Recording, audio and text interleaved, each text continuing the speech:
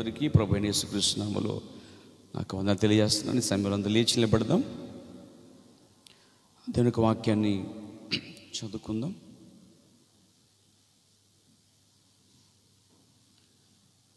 పరిశుద్ధ గ్రంథం నుంచి యోహాను సువార్త 10వ అధ్యాయము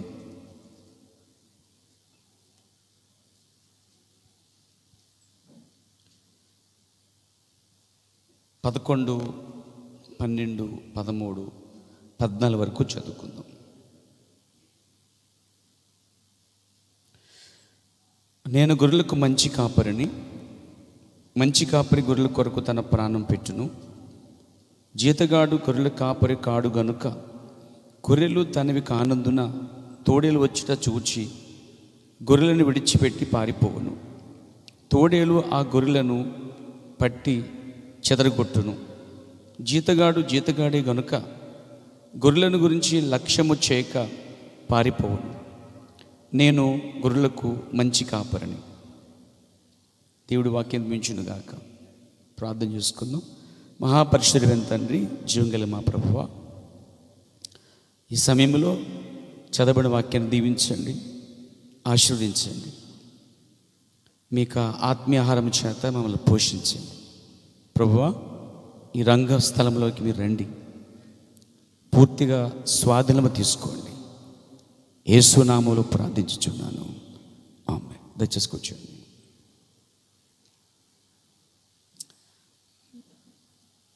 మరి మన అంశం కాపరి మరియు గొర్రెలు. బహుశా ఇది 10 లేక 11 భాగమై ఉంటుంది. మరి దీని గురించి మనము జ్ఞాపం చేసుకుందాం. ఇది చాలా మంచి సబ్జెక్టు. అంటే క్రైస్తవులందరూ తెలుసుకోవాల్సిన విషయాలు ఇందులో ఉన్నాయి.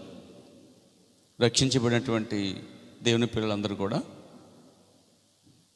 ఇవి తెలుసుకుంటే కాస్త ముందుకెళ్తే అవకాశాలు ఉన్నాయి. మరి కాపరి మరి గొర్రెలు అనేది ప్రత్యేక అంశం కాదు, కానీ ప్రవక్త చాలా వర్తమాన పుస్తకాల్లో చెప్పినటువంటి కొన్ని ప్రాముఖ్యమైన విషయాలు అవన్నీ సమకూర్చి ఒక అంశంగా తయారు చేసి ముందు పెడతా ఉన్నాను. అయితే దేవుడు ప్రవక్త ద్వారా విషయాలన్నీ బోధించడం జరిగింది. ఇప్పుడు కాపరి మరియు గొర్రెల గురించిన విషయాలు తెలుసుకున్నప్పుడు ఇద్దరి మధ్య, అనగా కాపరి మధ్య సంఘం మధ్య మంచి సంబంధం ఉంటుందండి. అవగాహన ఉంటుంది, గ్రహింపు ఉంటుంది అన్నమాట.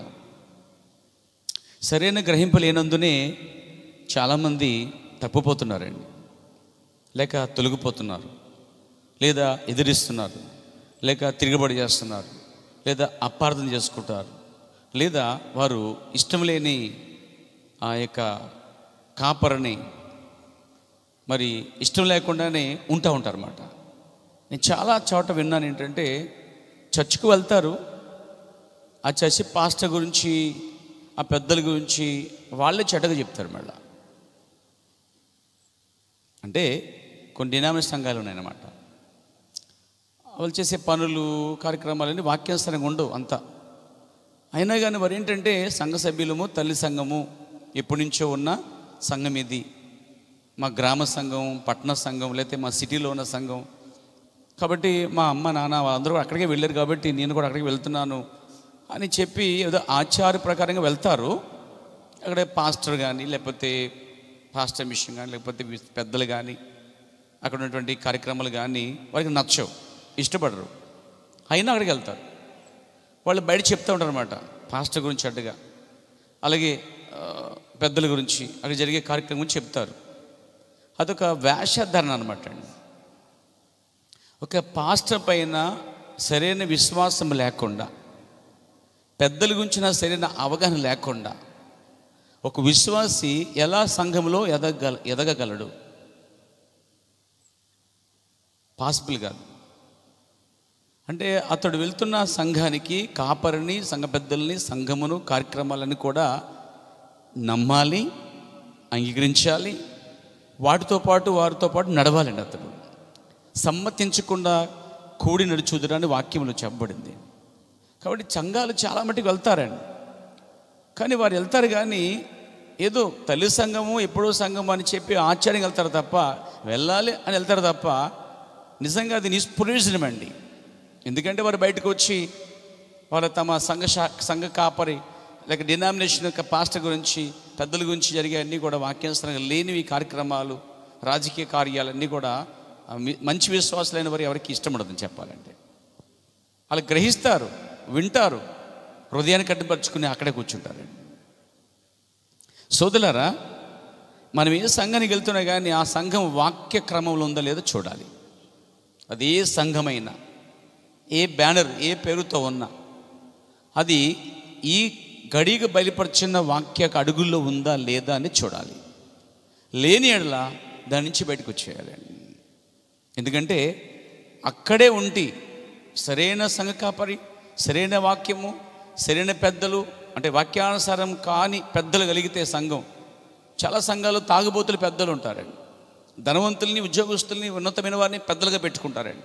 ఎందుకంటే ఫేమస్ కోసం, ఫలానా సంఘంలో ఫలానా మరి అధికారి, ఆఫీసర్, పెద్ద ఉన్నతమైన వాడు అక్కడ సంఘ పెద్దగా ఉన్నాడని చెప్పుకోవడానికనమాట. కానీ వాస్తవానికి వారిలో ఏ భక్తి ఉండదండి, అంత వేషధారణ, రాజకీయం. సోదరులారా, అలాంటి సంఘంలో ఒక విశ్వాసి ఎదగటం అనేది చాలా చాలా కష్టమండి.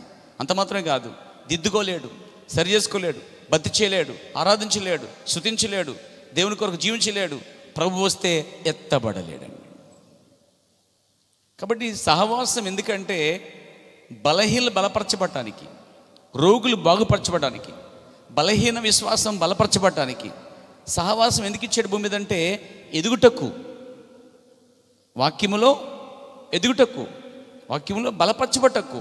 ఈరోజు సంఘం అంటే ఏదో ఒక ఆదివారం వెళ్ళటం, వచ్చేయటం, అంతే, జస్ట్ అంతే. వెళ్ళామా లేదా, ఏదో చెప్పాడు పాస్టర్ గారు, ఏదో పాడారు, చర్చికి వెళ్ళాం లేదా, అదే హిందువుడు సోమవారం గుడికి, మంగళవారం గుడికి, బుధవారం గుడికి, గురువారం గుడికి, శనివారం గుడికి, శుక్రవారం గుడికి పోయినట్టుగా ఏదో ముక్కుబడి అన్నట్టుగా ఎప్పుడు చర్చికి అనేది విశ్వాసం రాకూడదు. కానీ దేవుని ఆరాధించడానికి, పైగా ప్రతి వాక్యం చేత మనము దిద్దుకుంటానికి, పోషించబట్టకు, మరియు ఎదుగుటకు, రెండోది సిద్ధపట్టుకు మాట్లాడండి. దేవునికి స్తుతి కలుగాక. కాబట్టి ఒక విశ్వాసి కాపరపైన, పెద్దలపైన, ఆ సంఘం యొక్క క్రమం పైన సరైన అవగాహన లేకపోతే అతడు విడవబడతాడు, ఆమె విడవబడుతుంది. ఎందుకంటే వారు అక్కడే ఉండి చివరికి ఆత్మీయంగా చచ్చిపోతారండి వాడు. కాబట్టి ప్రతి విశ్వాసి ఎలా ఉండాలంటే, సౌలు మరి శీలలు వాక్యం చెప్పినప్పుడు అలా ఉన్నవో లేవో ప్రతి దినము లేఖనమును పరిశోధించారు చూడండి. ఆ స్టేజ్లో, లేకపోతే ఆ స్థితిలో విశ్వాసం అంతా ఉండాలండి. ఈ రాత్రి నేను చెప్పే విషయాలు కూడా అది బైబిల్లో ఉన్నలేవో మీరు చూసుకోవాలి. ఎవరు చెప్పినా సరే అది బైబిల్లో ఉన్నవో లేవో చూడాలి. అది బైబిల్ సరిపోతేనే తీసుకోవాలి. లేని ఎడల అది నిష్ప్రయోజనము, నీకు ఉపయోగపడదండి. దేవునికి స్తుతి కలుగాక. కాబట్టి మరి కాపరి గొర్రెల మధ్య సరైన అవగాహన, సరైన సంబంధం, కాపరి గురించిన విలువలు, గొర్రెల గురించినటువంటి ఒక విలువలు, ఇవన్నీ తెలుసుకున్నప్పుడు ఇద్దరి మధ్య ఎలా ఉండదంటే ఒక మంచి జీవితం జీవిస్తారు. పాస్టర్గా ఉంటాడు, గొర్రెలుగా ఉంటాయి. ఇద్దరి మధ్య నిజంగా ఎలా మంచి సంబంధం ద్వారా ఉన్నప్పుడు అదొక మంచి సంఘముగా తీర్చిదిద్దబడుతుంది. క్రీస్తు దాన్ని ప్రేమించగలుగుతాడండి. వారి మధ్యకి ఆయన వచ్చి వారిని అభిషేకిస్తాడండి. దేవునికి స్తోత్రం కలుగాక. సరే, మంచిది పేరు. ఈ రాత్రి కూడా మీతో కొన్ని విషయాలు నేను పంచడానికి ఇష్టపడతా ఉన్నాను. మరి కాపరి, మరి గొర్రెలు అనేటువంటి దాంట్లో మరొక భాగం ఇది. కొన్ని విషయాలు నేను ఒక్కొక్కటి ఇంపార్టెంట్ విషయాలే, చాలా ముఖ్య విషయాలే, ఇవన్నీ కూడా నేను తీసుకొని మీకు అందించాలని ఆశిస్తున్నాను. ఇక్కడ కాపరి గురించి చెప్పబడుతుంది, అలాగే గొర్రెల కోసం చెప్పబడుతుంది. దేవునికి స్తోత్రం కలుగాక. చూడండి, దేవుడు కూడా కాపరి ఉన్నాడు. ప్రవక్తలు కొన్నిసార్లు కాపరిగా ఉన్నారు. అలాగే భూమి మీద దేవుడు అనుకున్న గొర్రెల కాపర్లు సేవకులుగా ఉన్నారు. అలాగే భూమి మీద మరి గొర్రెలు విశ్వాసులుగా ఉన్నారు. Praise God. యోహాను సువార్త చూడండి, యేసు ప్రభువు వారి 10వ అధ్యాయంలో చెప్తున్న మాట చూడండి. నేను గొర్రెలకు మంచి కాపరిని అన్నాడు. మొట్టమొదట 11వ వచనం ప్రకారముగా యేసు ప్రభువే గొర్రెలకు మంచి కాపరిగా ఉన్నాడు. అంటే కాపరులందరికీ ఈయనే మాదిరి. నాకైనా, భూమి మీద సేవ చేస్తున్న ఏ సేవకుడికైనా యేసు ప్రభువే ప్రధాన కాపరి. ఆయన ఏ విధంగా అయితే ఉన్నాడో, ఏ విధంగా అయితే గొర్రెలు నడిపించాడో, ఏ విధంగా అయితే ఉండాలని కోరుకుంటున్నాడో అదే విధంగా ఉండాలండి. కనీసం ప్రయత్నం చేయాలి. కనీసం మనము గురి వద్దకు పరిగెట్టాలి. దేవునికి స్తుతి కలుగాక. 11 వచ్చిన చూడండి, నేను గొర్రెలకు మంచి కాపరిని, మంచి కాపరి గొర్రెల కొరకు తన ప్రాణము పెట్టును. చూడండి 11 వచనంలో మంచి కాపరిగా ఉన్నాడు కాబట్టి గొర్రెల కోసం ప్రాణం కూడా లెక్క చేయలేదండి ఆయన.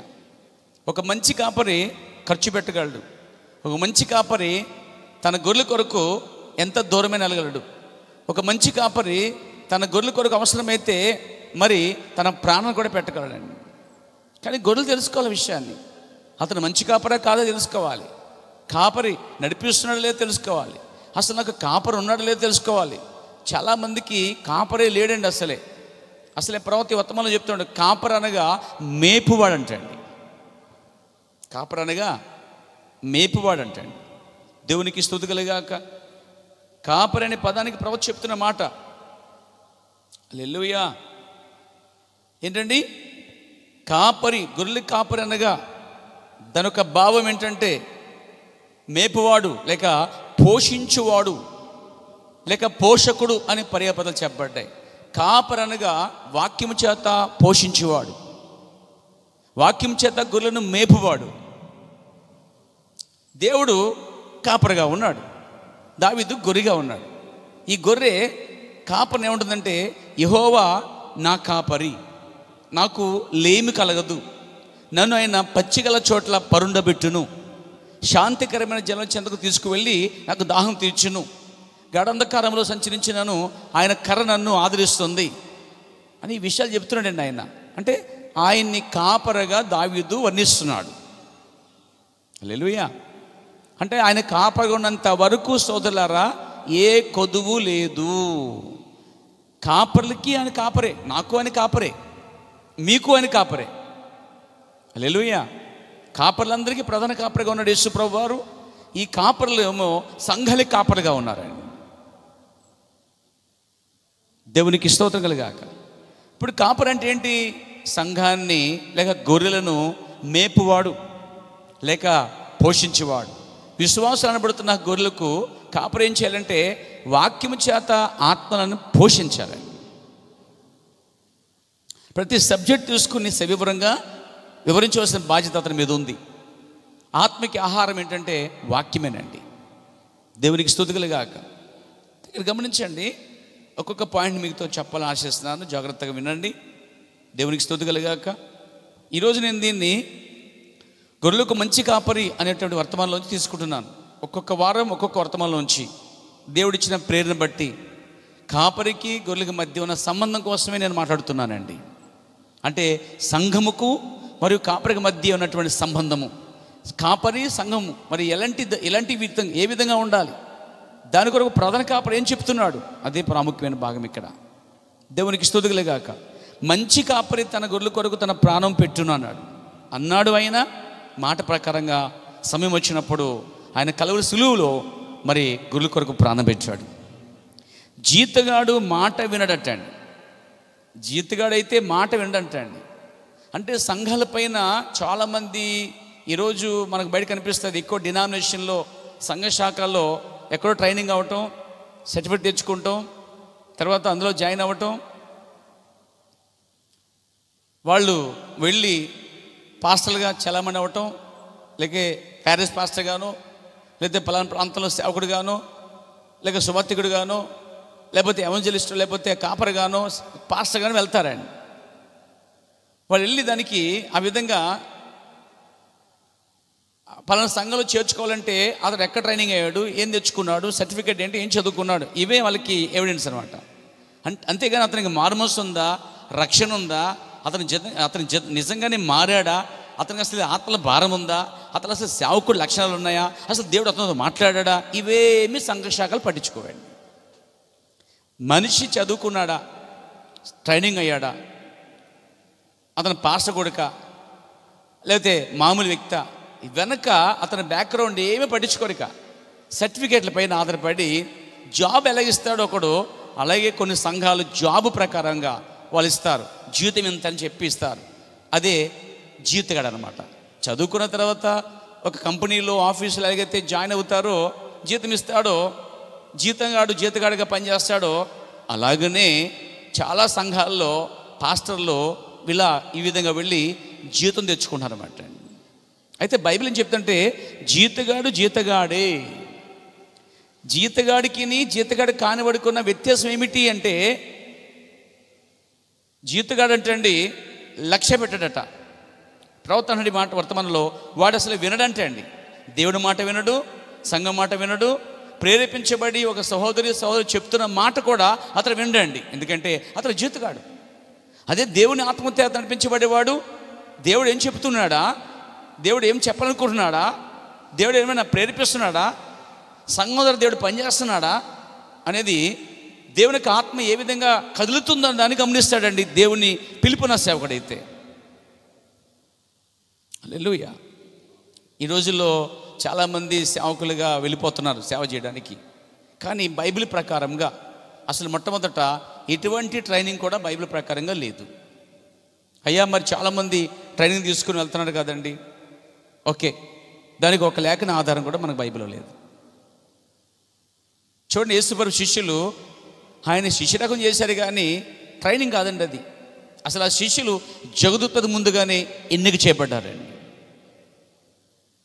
ఎన్నిక లేని వాళ్ళు కూడా సేవ చేస్తారు ఈరోజు.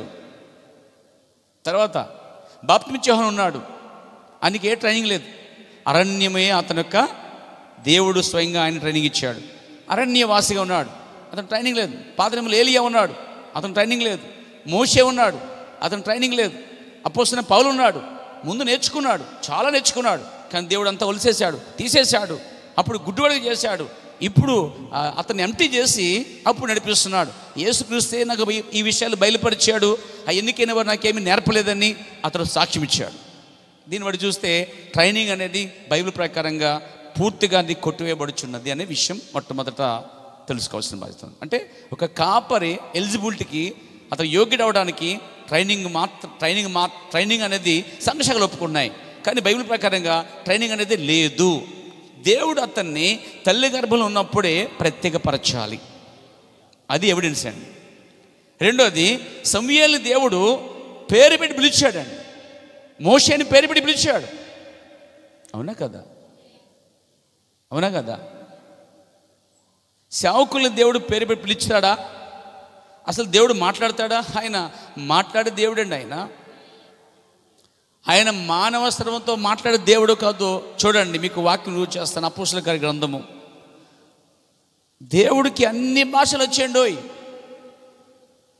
మళ్ళీ నేర్చుకోవడం లేదు ఆయన, ఎందుకంటే ఆయన ప్రధాన కాపరి ఉన్నాడు. దేవుడు మరి పౌలుతో మాట్లాడుచున్నప్పుడు పౌలు దగ్గర ఆయన ఎలాంటి భాష ఉపయోగించాడు బైబిల్ చెప్పబడింది. 26:14 మేమందరమును నేల పడినప్పుడు సౌలా నన్నెందుకు హింసించుచున్నావు, మునుకోలులకు ఎదురు తన్నుట నీకు కష్టమని ఎబ్రీ భాషలో ఒక స్వరము నాతో పలుకుట వింటిని. ఎందుకు ఎబ్రీ భాషలో ఆయన మాట్లాడాడు? అక్కడ ఎబ్రియుడండి. ఎవరు? పౌలు స్వయంగా చెప్పాడు, నేను ఎబ్రియుడిని అని చెప్పాడండి. అంటే మాతృభాషతోనే దేవుడు అతనితో మాట్లాడాడు, అలాగే మోషేతో మాట్లాడాడు. ఈరోజు ఆయన తెలుగు కూడా వచ్చి ఆయనకి, ఇంగ్లీష్ కూడా వచ్చి ఆయనకి, ఎబ్రి భాష వచ్చి ఆయనకి, అరబీ భాష వచ్చి ఆయనకి. మానవ భాషను తారుమారు చేసింది ఆయన. అసలే లిఫ్ లేని భాషలు కూడా ఆయన మాట్లాడగలడు. అంటే ప్రపంచమంతటా ఉన్న ఆయా భాషలు గల వారితో దేవుడు స్వయంగా మాట్లాడగలడని బైబిల్ రుజువు ఉందండి. ఇక్కడ 26 అధ్యాయంలో చెప్తున్నాడు, ఎబ్రీ భాషతో, ఎబ్రీ స్వరములో దేవుడు నాతో మాట్లాడాడని చెప్పి సాక్ష్యం ఇస్తున్నాడు పేరా. అదేవిధంగా అచ్చ తెలుగులో దేవుడు నాతో మాట్లాడాడు పేరా. ఒకరోజు నేను ఆయన స్వరాన్ని నేరుగా విన్నాను, అనుకోలేదు, దర్శనము కాదది, లేకపోతే ఎవరో చెప్పారు కాదు. దేవుడు ఆ కళలో తన స్వరముతో స్పష్టంగా మాట్లాడి నాతో పేరా. నేను ఆ స్వరం విన్నాను. ఆ రాత్రి అయినా ఆ గంపల మధ్యలోంచి ఇదిగో ఇటు మధ్య నేను నేను నేను వీటిని బలపరచుము అని ఆయన నన్ను పిలిచిన విధానం చూశానండి, విన్నాను. దేవునికి స్తుతి కలుగాక. నా సోదరులు రండి, మా కుటుంబంలో ఎప్పుడు కూడా సేవకులు ఎవరు లేరు. రెండోది, ఎప్పుడు సేవకుడు అవడానికి మా అమ్మ ఎప్పుడు సమర్పించుకోలేదు. అసలు వాళ్ళ ఊహలవి కాదు, ఆలోచనవి కాదు. కానీ దేవుని ఆలోచన వేరుగా ఉంది. కాబట్టి దేవుడు ఏం చేస్తాడంటే ముక్కు పట్టి లాగి సరైన సమయం తీసుకొచ్చినప్పుడు తన సేవలో పెట్టగలిగాడండి. మనం దాని నుంచి పారిపోయినా సరే మళ్ళా దేవుడు తీసుకొస్తాడండి. నా జీవితంలో అలాంటివి జరిగాయి. అలాగే సోదరులారా, దేవుడు సొంత భాషలో ఒక వ్యక్తిని పిలుచుటనేది ఎవిడెన్స్ అండి, ఎలిజిబిలిటీ, సర్టిఫికేట్లు కాదు. వాళ్ళ అమ్మ నాన్న తాతలైతే, వంశములే తాతలైతే, వాళ్ళ పెద్దవారు సేవకులైతే మనవలు మనవరాలు కొడుకులు సేవ చేయాలని అసలు బైబిల్ ఎక్కడా లేదండి. దేవుడు వ్యక్తిగతంగా పిలవాలి.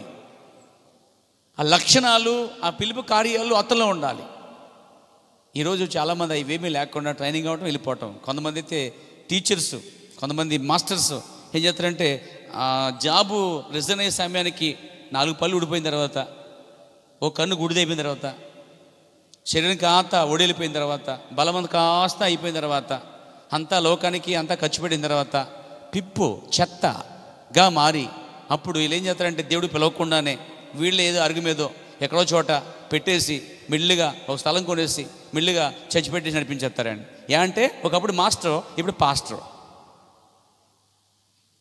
మాస్టర్ అయినా, డాక్టర్ అయినా, యాక్టర్ అయినా దేవుడు ఆ వ్యక్తిని పిలిస్తేనే సేవకుడు. అంతేగాని ఆ విధంగా కొందరు వచ్చారు. మరికొందరు ఏం చేశారంటే మనుషులే పాస్టర్లుగా, మనుషులే సేవకులుగా తయారు చేస్తున్నారండి. మూడోది, ఎక్కడికైనా వెళ్ళినప్పుడు ఎలా ఉంటుందంటే ఆయన పాస్టర్, కొన్నిసార్లు పాస్టర్గా అనిపించడు, కానీ కొన్నిసార్లు పాస్టర్ కాని వ్యక్తి పాస్టర్గా అనిపిస్తాడు. అందరూ ఏం చేస్తారంటే అందరూ చెప్తారు వాళ్ళకి. అప్పుడు అనుకుంటాడు ఆ వ్యక్తి, నాకు వందలు చెప్తానని పాస్టర్ అంటారంటే బహుశా దేవుడు వాళ్ళతో మాట్లాడాడేమో, నన్ను సేవకు పిలిచేసాడేమో, నన్ను సేవకుడిగా చూస్తున్నారంటే ఇంక ఇదే అవకాశమే సేవ చేస్తారండి. అది కూడా రాంగే. నేనేం చెప్తాను, ఏ పని లేకుండా, ఏ పని లేకపోతే సేవకు రావటం తప్పే. పని అయిన తర్వాత రిటైర్ అయిపోయిన తర్వాత సేవ కోసం రావటం కూడా తప్పే. ఒక మనిషి సేవకుడు చేయటం, బలవంతంగా చేసి పంపించడం కూడా తప్పే. ప్రజలు సేవకురాలాగా ఉన్నావు, సేవకులా ఉన్నావు, నువ్వు పాస్టర్లా ఉన్నావు అని ప్రజలు అన్నప్పుడు మనిషి ఊహించుకుని తనకు తానే పాస్టర్ అయిపోవటం, సేవకుడు అయిపోవటం తప్పే. టోటల్గా అవన్నీ తప్పేనండి. అయితే దేవుడు ఆ వ్యక్తిని పిలవాలి. సేవకునైనా, ప్రవక్తనైనా, అపోస్తునైనా, ఉపదేశకునైనా, సువార్తికునైనా దేవుడు పిలవాలి. ఒక సంఘము సేవకుణ్ణి తయారు చేయలేదు, ఒక గుంపు ఒక సువార్తికుణ్ణి తయారు చేయలేదు, ఒక సమాజము ఒక వ్యక్తిని ప్రవక్తగా చేయలేదు. ఎందుకంటే ప్రవక్త అనేవాడు గర్భములో నుంచే ప్రవక్తగా పుడతాడు. సమయం వచ్చినప్పుడు దేవుడు ఏం చేస్తాడంటే ఆ వ్యక్తి యాకోబులే అలా సంచరిస్తున్నా కానీ, యాకోబు ముందుగా నిర్ణయించబడ్డాడు కాబట్టి ఎటు పోయినా కానీ, ఎన్ని తప్పులున్నా కానీ పట్టి మరి దేవుడు అతను ఇశ్రాయేలుగా మార్చేశాడు. కాబట్టి దేవుడు పిలవాలంటున్నాను. అతను నిర్ధారణ చేసుకోవాలి, వెళ్ళాలి. ఏ పని లేక చాలామంది ఏ జాబ్ దొరకపోతే ఈ జాబే బెటరు, ఈజీగా ఉంది, ఫుడ్, బెడ్, డబ్బు అన్నీ బాగుంటాయి అనుకుంటారు. ఒరిజినల్గా నిజంగా ప్రవర్తన రాడు. నేను ఎక్కడో జాబ్ చేసే దానికన్నా నాకు ఇది చాలా బాగుంది, ఎందుకంటే మంచి భోజనం, మంచి వందనాలు, తర్వాత చక్కగా అన్ని చోట్ల బాగానే ఉంది, అందరూ కూడా బాగా చూస్తున్నారు, చక్కగా ఇంకా బాగా సంపాదిస్తున్నాను, దానికన్నా ఈ జాబే బాగుంది అనుకున్నాడంటే ఓ వ్యక్తి ప్రవర్తనాడు. అతని ఉద్దేశమే, అతని పిలిపే లేనివాడని, తప్పుడు ఉద్దేశం అని చెప్పాడండి అతన్ని. ఇలాంటి వాళ్ళు నా తలవెంట్రులు మించిన వాళ్ళు చాలామంది ఉన్నారండి. అందుకే వారు జీతగాళ్ళ పనిచేస్తున్నారు. అందుకే బైబిల్ చెప్పింది జీతగాడు జీతగాడే. చదవండి, వాక్యం చదవం, యోహాను సువార్త. దేవునికి స్తోత్రం. చూడండి, 12 వచ్చినప్పుడు జీతగాడు గొర్రెల కాపరి కాడు గనుక గొర్రెలు తనవి కానందున తోడేలు వచ్చుట చూచి గొర్రెలను విడిచిపెట్టి పారిపోవును. తోడేలు ఆ గొర్రెలను పట్టి రెండు వచ్చినమంతా కూడా ఆలోచించండి ఒకసారి. రెండు వచ్చినమంతట్లో ఇది ఒక్కొక్క విభజించి ఆలోచిస్తే రెండు వచ్చినం. జీతగాడు గొర్రెల కాపరి కాడు. మొట్టమొదట ఒక జీతగాడు అసలే కాపరే కాదు. కాపర్ అనగా మనం అంటాం ఇంగ్లీష్లో చెప్పాడని, కరెక్టే. అసలు ఒరిజినల్ చూస్తే పాస్ట్ అండి. కాపరి కాయవాడు, మేపేవాడు. అంటే జీతగాడు అనేవాడు మేపలేడు, జీతగాడు అనేవాడు పోషించలేడు. జీతగాడు అనేవాడు ఖచ్చితంగా కాపరి కాడని బైబిల్ చాలా స్పష్టంగా చెప్తుందండి. పలానా సంఘంలో జీతం పుచ్చుకున్నాను, పలానా సంఘంలో ట్రైనింగ్ పొందాను, పలానా సంఘంలో నేను జాబ్ చేస్తున్నాను అని చెప్పి చాలామంది ఏం చేస్తారంటే అటు ఇటు వెళ్ళిపోతున్నారు అనమాట అండి. తెగ సేవ సేవ సేవ అని చెప్పి తెగ బయలుదేరే జనం అండి. కోళ్ళ ఫారంలో తెల్ల కోళ్ళని బయటకు వచ్చినట్టుగా వచ్చేస్తున్నారండి వీళ్ళందరూ. అసలు వాళ్ళు పిలుపు ఉందా లేదా? సరే, అదంతా పక్కనెట్టండి. ఇక వాళ్ళు బయటకు వచ్చి ఏం బోధిస్తారు అనుకున్నావు? వాళ్ళు ఏం నేర్చుకున్న ట్రైనింగ్లో అది మాత్రమే బోధిస్తారండి. ఒక డాక్టరు శిక్షణ పొందిన తర్వాత దాని ద్వారానే ట్రీట్మెంట్ స్టార్ట్ చేస్తాడు. అదే విధముగా ఒక టీచరు నేర్చుకున్న దాని ద్వారానే టీచింగ్ చేస్తారు. అదే విధముగా ఈ సేవకులు కూడా ఏదైతే నేర్చుకున్నారో అది నేర్చుకున్న దేవుని దగ్గర కాదు, మనుషుని దగ్గర. ఆ మనుషుడు దగ్గర నేర్చుకున్న దాన్ని తీసుకొచ్చి బోధిస్తారు. పౌలు కూడా సౌలుకున్నప్పుడు గమాలియేలు అనే ఒక మాస్టర్ దగ్గర ధర్మశాస్త్రం అంతా నేర్చుకున్నాడట. కానీ దేవుడు పిలిచినప్పుడు అది నేర్చుకున్నది ఎందుకు పనికి రాలేదండి. Praise God. కాబట్టి నేను చెప్తానంటే, మనం ఈ విషయంకి వస్తే, ఒకడు జీతం కోసం వచ్చి జాయిన్ అయితే అతడు కాపరే కాదని చెప్పబడుతున్నాడు. దేవునికి స్తుతి కలుగాక. చాలామంది వెళ్ళిపోయి జాయిన్ అయిపోతున్నారు అనమాట అండి. ఒక జాబ్ అనమాట. క్రైస్తవ సంఘములో సేవ చేయటం అంటే ఈరోజు సేవ కాదండి, అది సేవ కాదు, జాబుగా మారిపోయిందండి. సేవ వేరు, ఉద్యోగం వేరండి. ఈరోజు సేవ చేయడం అంటే ఉద్యోగం కాదండి, అది పరిచర్య, అది సేవ. సేవ వేరు, ఉద్యోగం వేరండి. అది సమాజక సేవ కాదు, అది రాజకీయ సేవ కాదు, అది మున్సిపాలిటీ సేవ కాదు, అది దేవుని ఆత్మల గురించిన సేవ అండి. అది సరే, నేర్చుకుని బయటకు వస్తున్నారు. ఏం బోధిస్తున్నారు వాళ్ళు? బైబిల్లో ఉన్నది బోధిస్తున్నారంటే ఆలోచిస్తే బైబిల్లో ఉన్నది బోధించట్లే, అక్షరాన్ని మాత్రమే అమడిస్తున్నారు. ఆత్మ అర్థము లేదు. అక్షరం చంపును, ఆత్మ బ్రతికించిన బైబిల్లో ఉందండి. అయితే ఏం చెప్తున్నారు వాళ్ళు? కేవలం ఉపమానములు, కథలు మాత్రమే, జరిగిన హిస్టరీ మాత్రమే చెప్తున్నారు. కానీ అది ఈ కాలానికి ఏ విధంగా కూడా అన్వయించలేకపోతున్నారు. రెండోది, దేవుడు ఒక్కడైతే ముగ్గురు దేవులని వారు బోధిస్తున్నారు. ప్రభురాత్రి మేము రాత్రి అంటే పగలని వారు చేస్తున్నారు. ఇదే బైబిల్, వారు ఏ బైబిల్ ట్రైనింగ్ పొందారో అదే బైబిల్ స్త్రీ బోధించకూడదంటే స్త్రీని బోధించడానికి అభిషేకిస్తున్నారు. ట్రైనింగ్ అయ్యి బయటకు వచ్చింది దేనికోసము? ప్రజలను వాక్యంలోకి తీసుకురావడానికి. కానీ వీళ్ళు ఏం చేస్తున్నారు? వాక్యమే మార్చేస్తున్నారండి. ఇప్పుడు అలా ఎవరు చేస్తారంటే పిలుపు లేని వాళ్ళు మాత్రమే దాన్ని చేస్తారు, దాన్ని అనుసరిస్తారండి. పిలుపు ఉన్న ఏ వ్యక్తి కూడా వాక్యముతో బంధించబడతాడండి. పౌల్ని అంటారన్నమాట. పౌలు అంటాడు, నన్ను సంఖ్యల చేత చెరసాలలో బంధించారు కానీ నాలో ఉన్న వాక్యాన్ని మాత్రం మరి బంధించలేదు అంటున్నాడండి. కాబట్టి నా ప్రియ సోదరులారా, పన్నెండు వచ్చిన ప్రకారం చూడండి. జీతగాడు గొర్రెలు కాపరి కాడు గనుక గొర్రెలు తన కానందున ఆల్రెడీ అతనికి వచ్చేస్తుంది. ఏంటంటే అతని ద్వారా రక్షించబడిన ఆత్మలు కాదవి, అవునా? అతను సువార్త చెబితే కన్న ఆత్మలు కావయ్యి. కాబట్టి కన్న వారికి, నా సోదరులారా, మామూలుగా కాయ వారికి చాలా తేడా ఉందండి. దేవునికి స్తుతి కలుగాక. చూడండి, కాముందు చూడండి, ఎవరైతే ఆ యొక్క ఎద్దులు కానీ గొర్రెలు కానీ మందలు ఉంటాయో ఆ మంద యజమానుకున్న భారము జీతగాడికి అంత భారం ఉండదండి, ఉండదు. అయితే ఇక్కడేమన్నాడు? మొదట జీతగాడు కాపరికాడు. రెండోది కాపరికాడు కాబట్టే వాడు ఏం చేస్తాడు?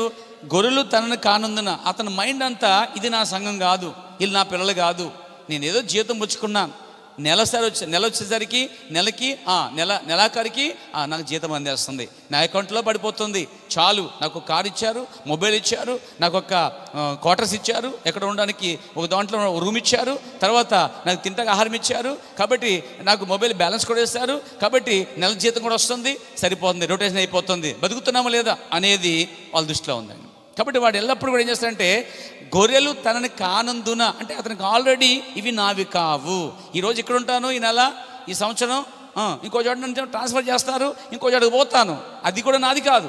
ఆల్రెడీ తన మైండ్ అంతా, ఆయన మైండ్ సెట్ అంతా ఏంటంటే ఇవి నావి కావు అనే మైండ్లో ఉంటాడండి. అక్కడ ఉన్న ఆత్మలు చాలా మట్టికి ఇప్పుడు అలాంటి చోట అనేక ఆత్మలు, వేల ఆత్మలు బంధించబడి ఉన్నాయి సోదరులారా. సంఘం కన్నా వాక్యం విన్నా, హల్లెలూయా. తనని కానందున తోడేలు వచ్చుట చూచి గొర్రెలను ఏం చేస్తాడట, విడిచిపెట్టి పారిపోతాడంట. ఏమండి, జీవితగాడు కాబట్టి తన ప్రాణం కాపాడుకుంటాడు. అదే నిజమైన తను సొంతంగా కన్నవాడైతే ప్రాణాన్ని పెడతాడు. ప్రాణం పెట్టుబడి వేరు, గొర్రెలను ప్రాణం తీసేస్తుంటే తన ప్రాణం కాపాడుకున్నవాడు వీడు. అర్థమైందా సోదరులారా? కాపరి గురించిన విలువ గొర్రెలు ఖచ్చితంగా తెలుసుకోవాలి. సేవకుడి గురించినటువంటి ఆ విలువ, కాపరి యొక్క విలువ ఖచ్చితంగా సంఘం తెలుసుకోవాలి. హల్లెలూయా.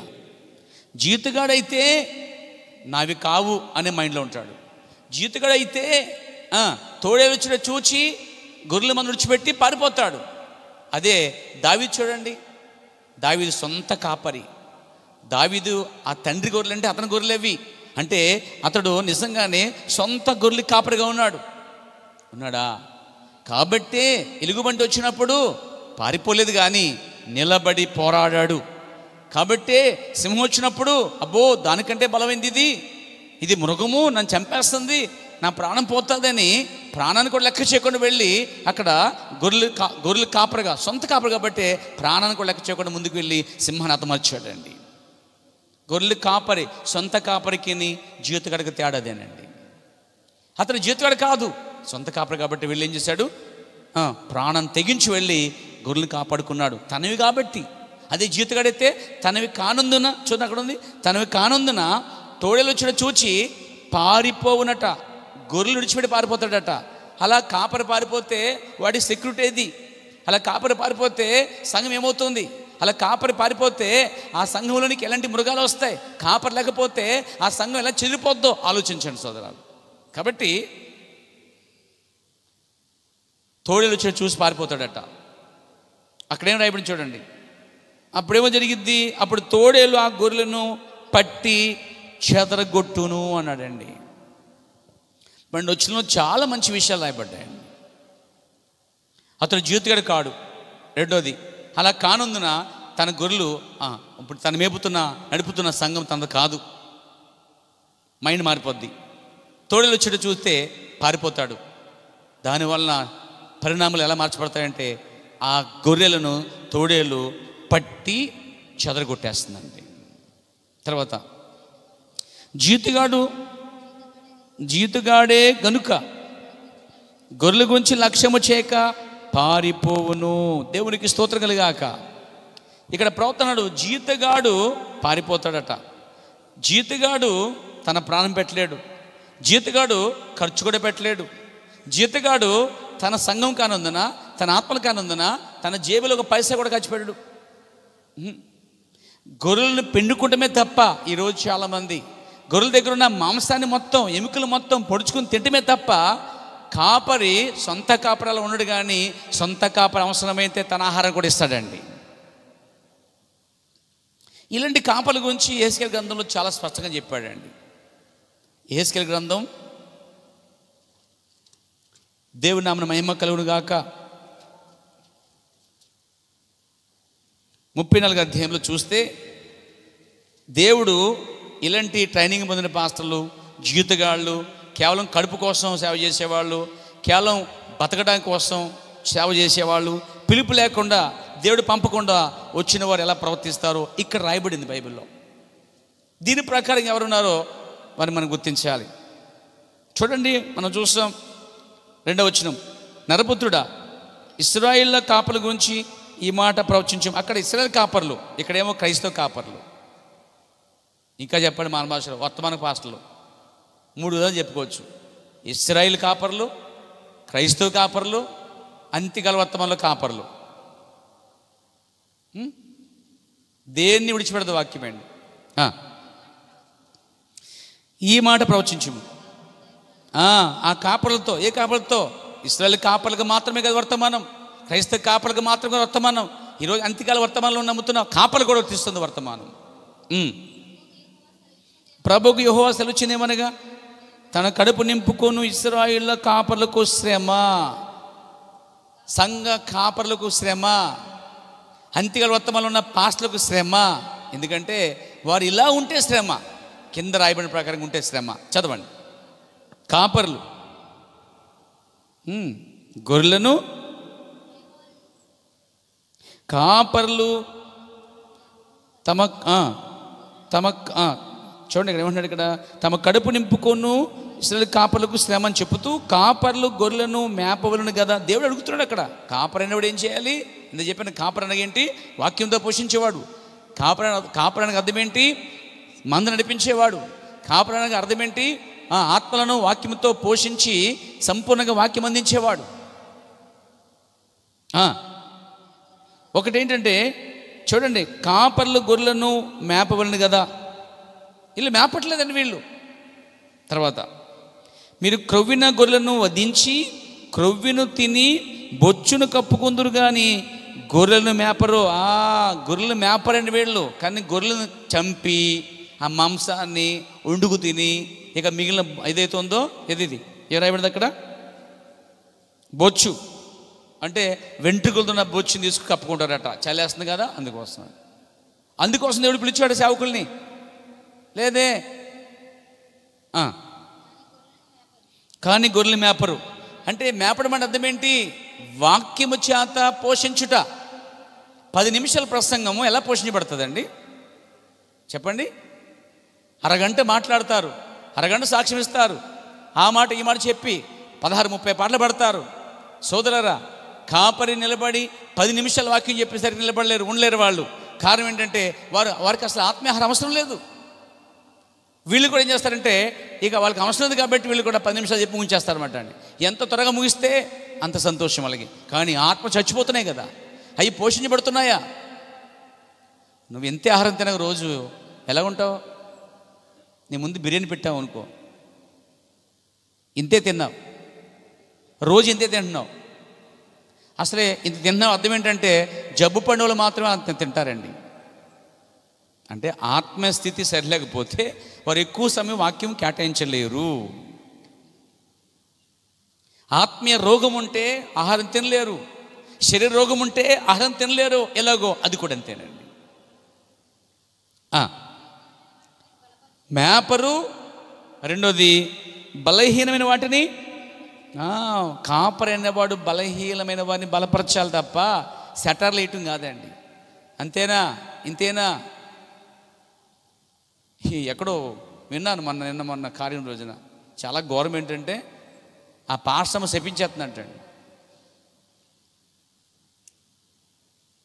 సహోదరి సాక్ష్యం చెప్పింది మాకు. డిసెంబర్ 30వ తారీఖుని ఆ పాస్టర్ గారు పాదాలు కడుగుతున్నాడట. వీడికేమి ఇష్టం లేదంట, ఎందుకంటే ఆ పాస్టర్ సరిగ్గా లేడని, అతని విధానం సరిగ్గా లేదని, ఉద్రేకపడని, కోపడతాడని, శపించేస్తాడని, ఇష్టం లేక నీ కడిగించుకోండి అయ్యగారు అన్నదంట. ఇదిగో నేను కడకపోతే నీ పాదములు నీ కడుపులో బిడ్డ చచ్చిపోతాడు అన్నాడంటండి. వీడి పాస్టర్, వీడి సేవకుడా? అంటే శపించేయటమే. శపించడానికే దేవుడు పంపాడా సేవకుడిని? మేపాలి కదా. రెండోది, బలపరచాలి కదా. బలహీనంగా ఉన్నారనుకోండి, ఎందుకు అడుక్కోమా, ఏంటి విషయం అని కూర్చోబెట్టి కాసేపు ప్రత్యేకమైన శ్రద్ధ వహించి ఈ విషయాలు వారికి బోధించాలి. దశభం చెల్లించకపోతే ప్రత్యేకంగా వారి కోసం, దశభం కోసం ప్రత్యేకంగా చెప్పాలి. వివాహం కోసం అర్థం కాకపోతే, విశ్వాస పెళ్లి చేసుకోవాలని అర్థం కాకపోతే కూర్చోబెట్టే వారికి దాని గురించి చాలా స్పష్టంగా చెప్పాలి. పారిశుద్ధి అర్థం కాకపోతే పారిశుద్ధి గురించి చెప్పాలి. ముసుగు అర్థం కాకపోతే చెప్పాలి, అలంకరణ అర్థం కాకపోతే చెప్పాలి. ఇది ఎవరి బాధ్యత? బలహీనంగా ఉన్నారు కాబట్టి వాళ్ళని బలపరచాలి. బలపరచటం మానేసి ఇంకా బలహీనపరిచి ఇంకా భయపెట్టి ఏం చేస్తారంట? నీ కడుపులో పెట్టి చచ్చిపోతాడా అన్నాడంట. అప్పుడు ఏమంటుందంటే సార్, ఆ భయంతో కడిగించుకున్నానండి అని చెప్పి నాతో ఆమె.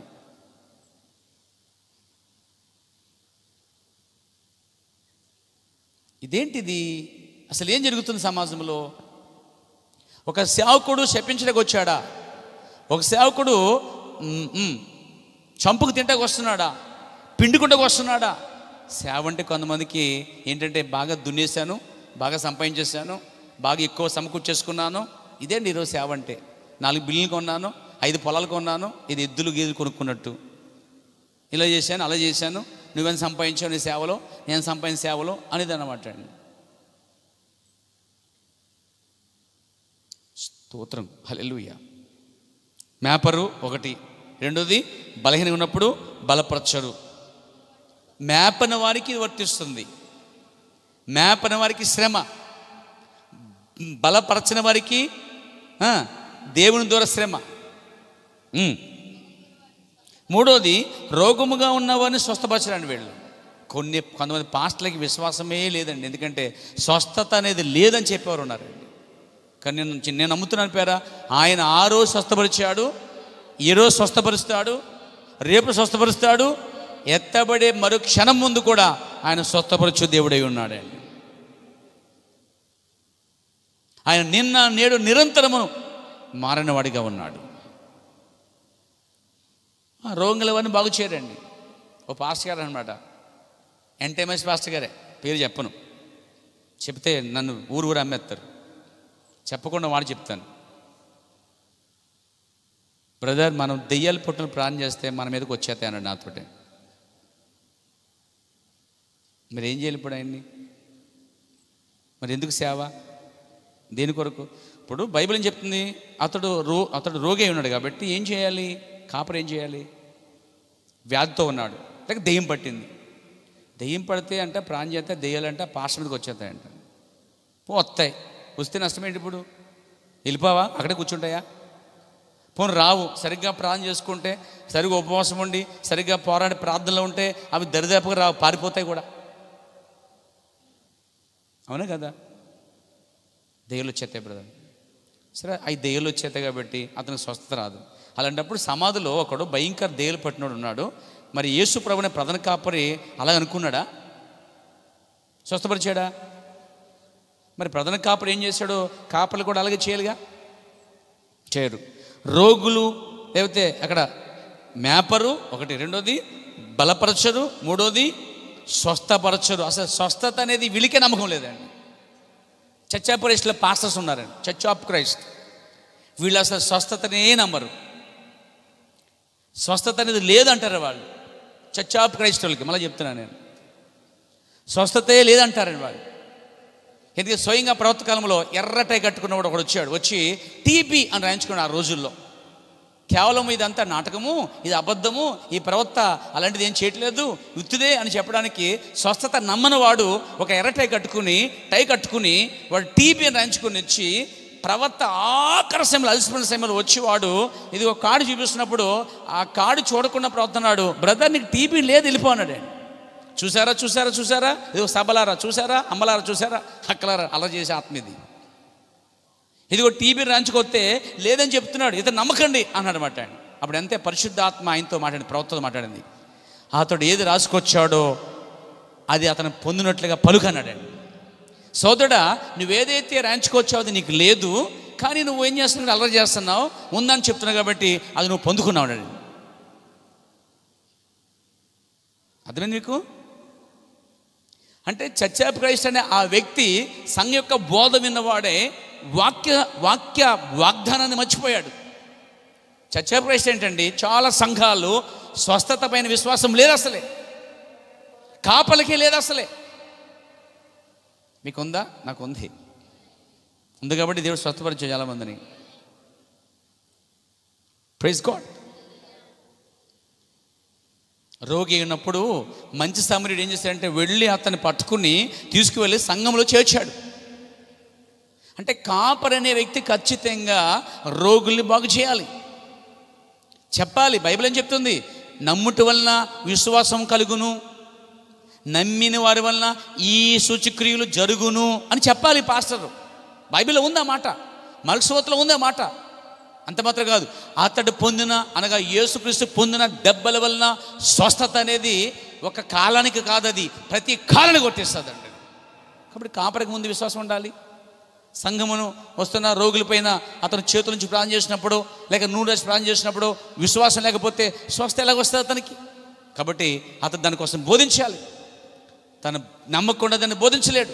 అతను నమ్మి దాన్ని బోధించగలిగితే వారి మధ్య ఒక బలహీనరాలు ఉంటారండి. దేవునికి స్తోత్రం. తర్వాత గాయపడిన వాటి కట్టుకట్టరంటే ఈ కాపర్లు, ఈ పిలిపిలేని కాపర్లు, మనుషులు చేస్తారని కాపర్లు. గాయపడిన వారికి కట్టే కట్టరట, కానీ మంచి సమయుడు గాయాలు కట్టాడు. అవునా? దేవునికి స్తోత్రం కలిగాక. కట్టుకట్టరట. తర్వాత తోలేసిన వాడిని మళ్ళీ వెళ్ళి తొలుగురారట. తర్వాత తప్పుపోయిన వాడిని వెతకరట వీళ్ళు. కాపరి అనేవాడు చూడు, బైబిల్లో ఆయన చెప్పాడు 100 గొర్రెలు 99 ఉండగా వాడు తప్పుపోగా 99 కొండ మీద పెట్టి ఆ తప్పిపోయిన దానికోసం ఆ కాపరి వెళ్ళి వెతికి తీసుకొచ్చాడని ఉపమానంలో యేసు చెప్పాడు. తర్వాత అది మాత్రమే కాదు, అంత మాత్రమే కాదట, ఇంకోటి ఉందంటండి. వాళ్ళు మేపరు, వారు బలపరచరు, వారు స్వస్థపరచరు, మీన్స్ స్వస్థత కోసం మాట్లాడరు. హల్లెలూయా. తర్వాత కట్లు కట్టరు, తోలుకుని రారు, తప్పుపోయిన వాటిని తర్వాత వెతకరు. ఇవన్నీ కాకుండా ఇంకోటి చెప్తున్నాడు యేసు దేవుడు అక్కడ, ఇవన్నీ కాకుండా మీరు కఠినమైన మనస్కులై కఠినంగా ఉండి బలత్కారంగా సంఘాన్ని బలత్కారంగా ఏలుదురు. సంఘాన్ని బలత్కారంగా ఏలేవారు ఉన్నారు, పాస్టర్లు, పాస్టమ్మలు. కఠినముగా ఏలటం, కఠినముగా చేయటం. దేవుడు ఒప్పుకున్నాడా? వారికి ఇచ్చాడా? పాస్టర్లకి, సేవకులకి ఇచ్చాడా అధికారాన్ని? దేవుడు ఇవ్వలేదు. ఏముంది వాక్యములో?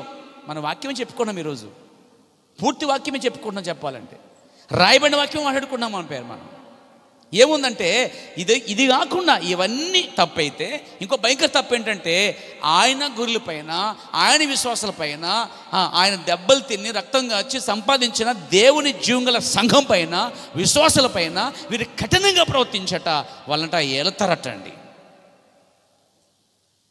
అంటే చాలామంది విశ్వాసులు ఏం చేస్తారంటే అలాంటి వారికి భయపడుతూ ఉంటారండి. ఎందుకంటే అతని మాటలతోనూ వాక్యముతోనూ పెట్టి గట్టిగా ఏం చేస్తారంటే వాళ్ళని సాకలు వేసినట్టు గట్టిగా వేసి కొడతారు బండకి అనమాట. ఇక తట్టుకోలేక వాళ్ళు భయపడి చచ్చేదాకా అక్కడే ఉండి అక్కడే ఉంటారన్నమాట అండి. దాని నుంచి విడిపోరండి. అంటే పాస్టర్ తెలిస్తే తిడతారు, పాస్టర్ తెలిస్తే శపిస్తారు అనే భయముతో ఉన్నారు తప్ప ఒక వాక్యం మీరు మర్చిపోయారు. మత్తయి సువార్త ప్రధాన కాపరి ఒక మాట చెప్తున్నాడు. మత్తయి సువార్తలో ఈ మాట ఉంది. దేవుని నామమున మహిమ కలుగాక. 10వ అధ్యాయము 28వ వచనము, అలాగే యెషయా గ్రంథము కూడా తీయండి 51:12 వచనం కూడా మనం చదవలసింది పేర. చూడండి, ఆత్మను చంపనేరక దేహమునే చంపువారికి భయపడకుడి గాని ఆత్మను దేహమును కూడా నరకములో నశింపచేయగల వానికి మిక్కిలి భయపడుడి. ఎవరికి భయపడకూడదు? ఎవరికి భయపడాలో ప్రధాన కాపరి చెప్తున్నాడు. గొర్రెలారా, విశ్వాసులారా, దేవుని పిల్లలారా, దేవుడు మీ పక్షాన ఒక మాట చెప్తున్నాడండి. చాలామంది సంఘ సభ్యులు ఏం చెప్తారంటే కాపరికి, పాస్టర్కి భయపడిపోతారండి. భయపడే చర్చికి వెళ్ళేవారు ఉన్నారు. కొంతమంది తిడతారేమో అని వెళ్తారు. తిడతారోనో భయంతో కాదు, కానీ బయలు పాడుతూ వచ్చి దేవుని ఆరాధించాలి. ఇక్కడ చూడండి ఏముంది, ఆత్మను చంపనేరక దేహాన్ని చంపడానికి భయపడుకోడు అన్నాడండి మొట్టమొదట. రెండవది, ఆత్మను దేహమును నరకములో నశింపచేయగలవాడు, వానికి మిక్కిలి భయపడండి. అంటే దేవుడికి భయపడండి, కాపరి కాదు. ఎలాంటి కాపరికి? మళ్ళీ ఇక్కడ విషయం, దెయ్యం పని చేయకూడదు. వాక్యానుసారమైన కాపరికి లోబడి ఉండాలి, భయపడి ఉండాలి. వాక్యానుసారం పిలుపు లేకుండా చంపుకు తింటూ బలహీనపరుస్తూ, మరి ఇంకా కించపరుస్తూ, ఇంకా తొక్కేస్తూ, బలత్కరంగా ఏలుతున్నటువంటి వారి విషయం చెప్తాడు ఆయన. వారికి భయపడకూడదండి. ఈరోజు నేను చెప్పినట్టుగా యెహెజ్కేలు గ్రంథంలో అన్ని క్యారెక్టర్స్, ఆ గుణలక్షణాలు ఏ పాస్టర్లు అయితే ఉన్నాయో వారికి కఠినంగా ఉండి సంఘం వెళ్తున్నారు. విశ్వాసులేమో వారికి భయపడుతున్నారు. పేర సోదరులారా, విశ్వాసులారా, సహోదరులారా, మీరు విలువ పెట్టి కొనబడ్డారు. మీరెవ్వరికి భయపడవసరం లేదు. మీరు వాక్యానుసారంగా ఉన్న వాక్యక్రమంలో చెప్తున్న పాస్టర్ని గౌరవించాలి, ప్రేమించాలి. వాక్యము ప్రకారంగా లేకుండా కఠినంగా ఇలా వాక్యానికి రివర్స్గా పనిచేసే సేవకులకు అస్సలు భయపడవద్దు. హల్లెలూయా. ఇక్కడికి వచ్చండి. యెహెజ్కేలు గ్రంథం, యెహెజ్కేలు 33 అధ్యాయం 34 అధ్యాయం పోదాం. కఠిన మనుషులై బలత్కారముతో వారిని ఎదురు. కాబట్టి కాపరు లేకయే అవి చెదిరిపోవును. చెదిరిపోయే సకల అడవి మృగములకు ఆహారమాయను. నా గొర్రెలు పర్వతమంటి మీద, ఎత్తిన ప్రతి కొండ మీద తిరుగులాడుచున్నవి. నా గొర్రెలు భూమి అందట చెదిరిపోయి వాటి గురించి విచారించేవారు ఒకడేను లేడు, వెతుకువాడు లేడు అని చెప్తూ, కాబట్టి కాపర్లారా యెహోవా మాట ఆలకించుడి. కాపర్లు లేకుండా నా గొర్రెలు దోపుడు సొమ్ము సకలమైన అడవి మృగములకు ఆహారమయ్యను. కాపర్లు నా గొర్రెలను విచారింపరు, తమ కడుపు మాత్రమే నింపుకుందురు కానీ గొర్రెలను మేపరు. సరిపోద్దండి. ఇది దేవుడు చెప్తున్న ట్రీట్మెంట్, స్టేట్మెంట్ ఏంటంటే కాపర్ల గురించి. ఎలాంటి కాపర్లండి? పిలుపు లేకుండా, దేవుడు దర్శించకుండా, ఆత్మల భారం లేకుండా, ముఖ్యంగా అసలే కొత్తగా జన్మించకుండా, తనకంటూ మారుమనసు లేకుండా, తనకంటూ అసలు దేవుని పిలుపు లేకుండా, సేవా భారం లేకుండా చాలామంది వచ్చిన కాపర్లు ఉన్నారు. ఇలాంటి కాపర్ల మధ్య సోదరులారా, ఇలాంటి కాపర్లని గొర్రె అంట కట్టుకొని నమ్ముతుందంటే, ఇలాంటి కాపర్లను నమ్ముతారండి వాళ్ళు. అంతేగాని ఉన్నదుంటుగా వాక్యం చెప్పే కాపర్లని చాలామంది చేర్చుకోరండి. అయితే దానికి చెందిన ఆత్మలు ఖచ్చితంగా ఉంటాయి. దేవునికి స్తుతి కలుగాక. సరే, వద్దాం పాయింట్కి వద్దాం. పేరు జీతగాడే, వాడు పాడిపోతాడు, వెళ్ళిపోతాడు. అయితే యేసు ప్రభు జీతగాడు కాదు, యేసు ప్రభు మంచి కాపరి ఉన్నాడు. ఆయన ఒక మాట చెప్పాడు, అయితే నిజమైన కాపరి గొర్రెలతో నిలిచి ఉంటాడు అంట. ఇదిగో నిజమైన కాపరి అన్నాడు మత్తయి సువార్తలో 28వ అధ్యాయం చెప్తున్నాడు, ఇదిగో యుగ సమాప్తి వరకు సదాకాలం మీకు తోడుగా ఉంటానన్నాడు. అంతేకాదు, నేను విడవను ఎడబాయినని చెప్పిన వాడు. ఇక్కడ దేవుడు గొర్రెలను కలిగి ఉన్నంత కాలం అంట అండి. గుర్తుపెట్టుకోండి, ప్రవక్త అన్నాడు, దేవుడు భూమి మీద తన సొంత గొర్రెలను కలిగినంత కాలము ఆ గొర్రెలను విన్నారా నడిపించుటకు దేవుడు ఒక గొర్రెల కాపరిని కలిగి ఉండును అన్నాడు. అంటే భూమి మీద దేవునికి గొర్రెలు ఉన్నాయా? ప్రపంచమంతా ఉన్నాయి. మీరు మాత్రమే కాదు పేర, ప్రపంచమంతా ఉన్నాయి. సంఘ శాఖలలో కూడా ఆయన పిల్లలు ఉన్నారు.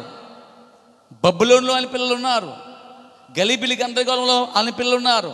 పెంతెకోస్తులో, బాప్టిస్టులో, మెథడిస్టులో, లూథరన్ మిషన్లో, బైబిల్ మిషన్లో, జీడిఎంలో, హల్లెలూయా, సిఎస్ఐలో, బాప్టిస్టులో, చర్చ్ ఆఫ్ క్రైస్ట్లో, పెంతెకోస్తులో. సోదరులారా, మరి ఇక చెప్పాలంటే యెహోవా సాక్షులు అనే గుంపులో అన్ని సంఘ శాఖలలో దేవుని చెందిన గొర్రెలు ఉన్నాయి. దేవుడు తన స్వరముతో పిలిచినప్పుడు మీరు ఎలా బయటకు వచ్చారో వారును అలాగే బయటకు వస్తారు. దేవునికి స్తుతి కలుగాక. నా గొర్రెలు నా స్వరమును నేను వెంబడించినందుకు వాటిని నేను ఏం చేస్తాను? నిత్య జీవం వాటికి ఇస్తానని చెప్పాడండి. కాబట్టి దేవుడు భూమి మీద గొర్రెలను కలిగి ఉన్నాడు. ఆమేన్. కలిగి ఉన్నాడా?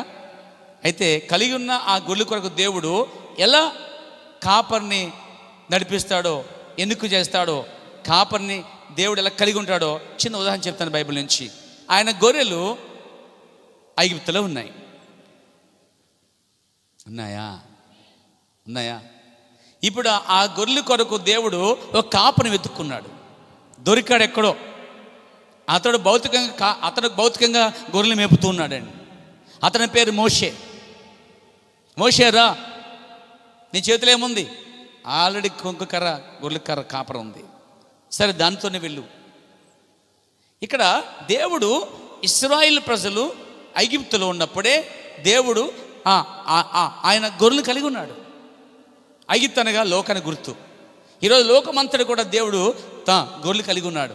అయితే కలిగి ఉన్న గొర్రెల యొద్దకి దేవుడు పిలిచి బయలుపరుచుకుని ఆయన పంపిస్తేనే కరెక్ట్ అండి. వాక్యానుసారం ఆలోచించండి ఒకసారి మీరు. ఆయన గొర్రెలు కలిగి ఉన్నప్పుడు ఏం చేశాట? ఆ గొర్రెలను నడిపించుటకు దేవుడు ఏం చేశాడు? మోషే అనే గొర్రెల కాపరిని బయలుపరుచుకొని తర్వాత అభిషేకించి ఆమేన్ ఆయన సన్నిధి తోడుగా ఇచ్చి వెళ్ళు అని పంపించాడండి. ఇప్పుడు గొర్రెలన్నిటికీ నడిపించుటకు దేవుడి చేత పంపబడిన కాపరి మోషే. హల్లెలూయా. దేవుడు భూమి మీద లేక ఎక్కడ గొర్రెలు కలిగి ఉన్నా ఆ గొర్రెలను నడిపించుటకు దేవుడట ఒక గొర్రెల కాపరిని కలిగి ఉంటాడట అండి. మీరును కలిగి ఉన్నారు. మీరు దేవుని గొర్రెలైతే దేవుని చేత పిలబడిన ఒక కాపరిని దేవుడు మీకు అనుగ్రహించి ఉంటాడు. హల్లెలూయా. దానికి మీరు ఎరిగి ఉండాలి ఆ విషయాన్ని. దేవునికి స్తుతి కలుగాక. అంతేగాని ఏదో సేవ చేసుకున్నాడు, మేము చర్చికి వెళ్తున్నాం, అయితే అర్థం కాకపోతే మా బంధువులు అయితే మా ఇంటి వారు అంటారు ఏదో సేవ చేసి బతుకుతున్నాడులే అన్నట్టు. బతుకంటే ఇది. అసలు నీ బతుకు ఎక్కడో ఆలోచించు. నువ్వే దేవుడు లేకపోతే ఏమైపోతావు తెలుసా? ఉన్నతమైన కార్యం కలిగినటువంటి సేవిది. దేవదూతలు కూడా లేని గొప్ప సేవిది. గవర్నమెంట్ ఉద్యోగం కన్నా గొప్ప కార్యం ఇది. అయితే దేవుడు పిలవాలి, దేవుడు ఎన్నుకోవాలి. మోషేని దేవుడు పట్టుకుని తీసుకుని కాపరగా పంపించాడు. అప్పుడు మోషే వారిని నడిపించడానికి నాయకుడిగాను లేక కాపరగాను ఉన్నాడండి. అంతే, గొర్రెలు నడిపించడానికి ఒక కాపరి అంటూ ఉండాలి. హల్లెలూయా.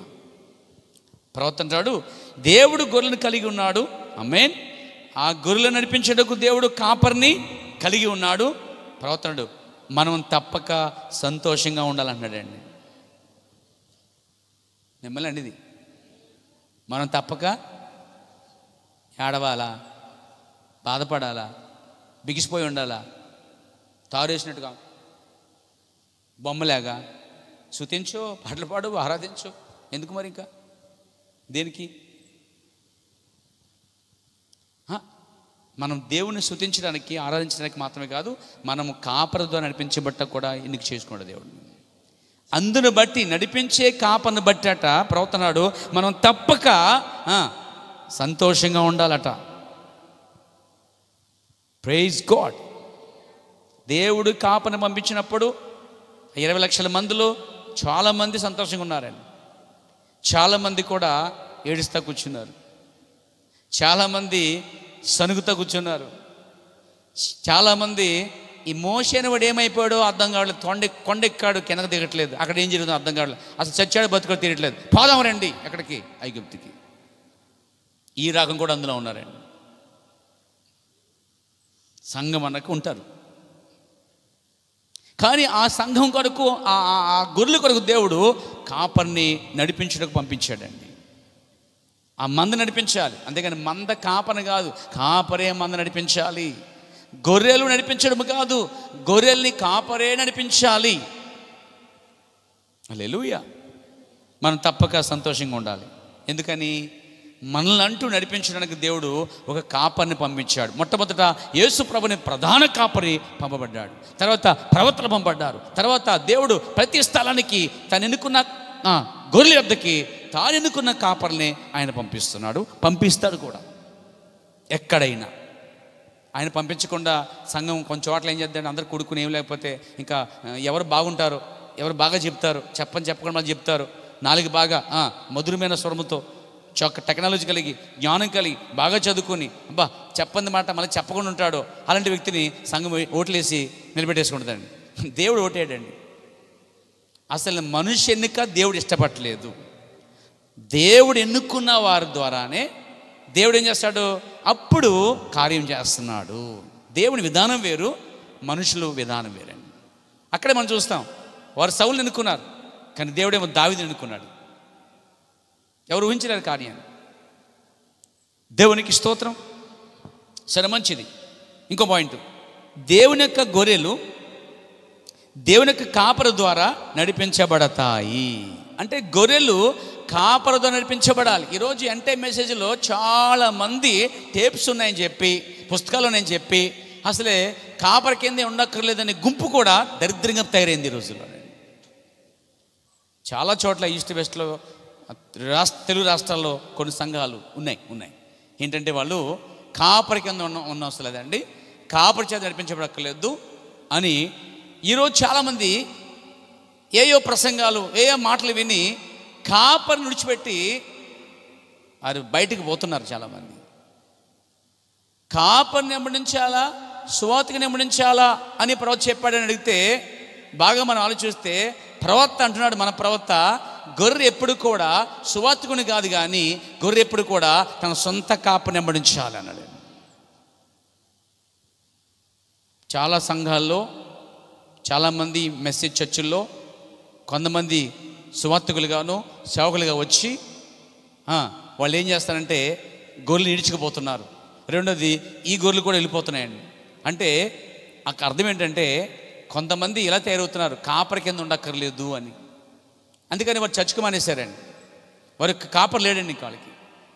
ఇంకా వాళ్ళు టేప్ చేసుకుంటూ, పుస్తకాలు చదువుకుంటూ అలా సిద్ధపడిపోతున్నారండి. మరి ప్రభురాత్రి పోయిన ఎవరు ఇస్తారు? పుస్తకాలు ఇస్తాయా?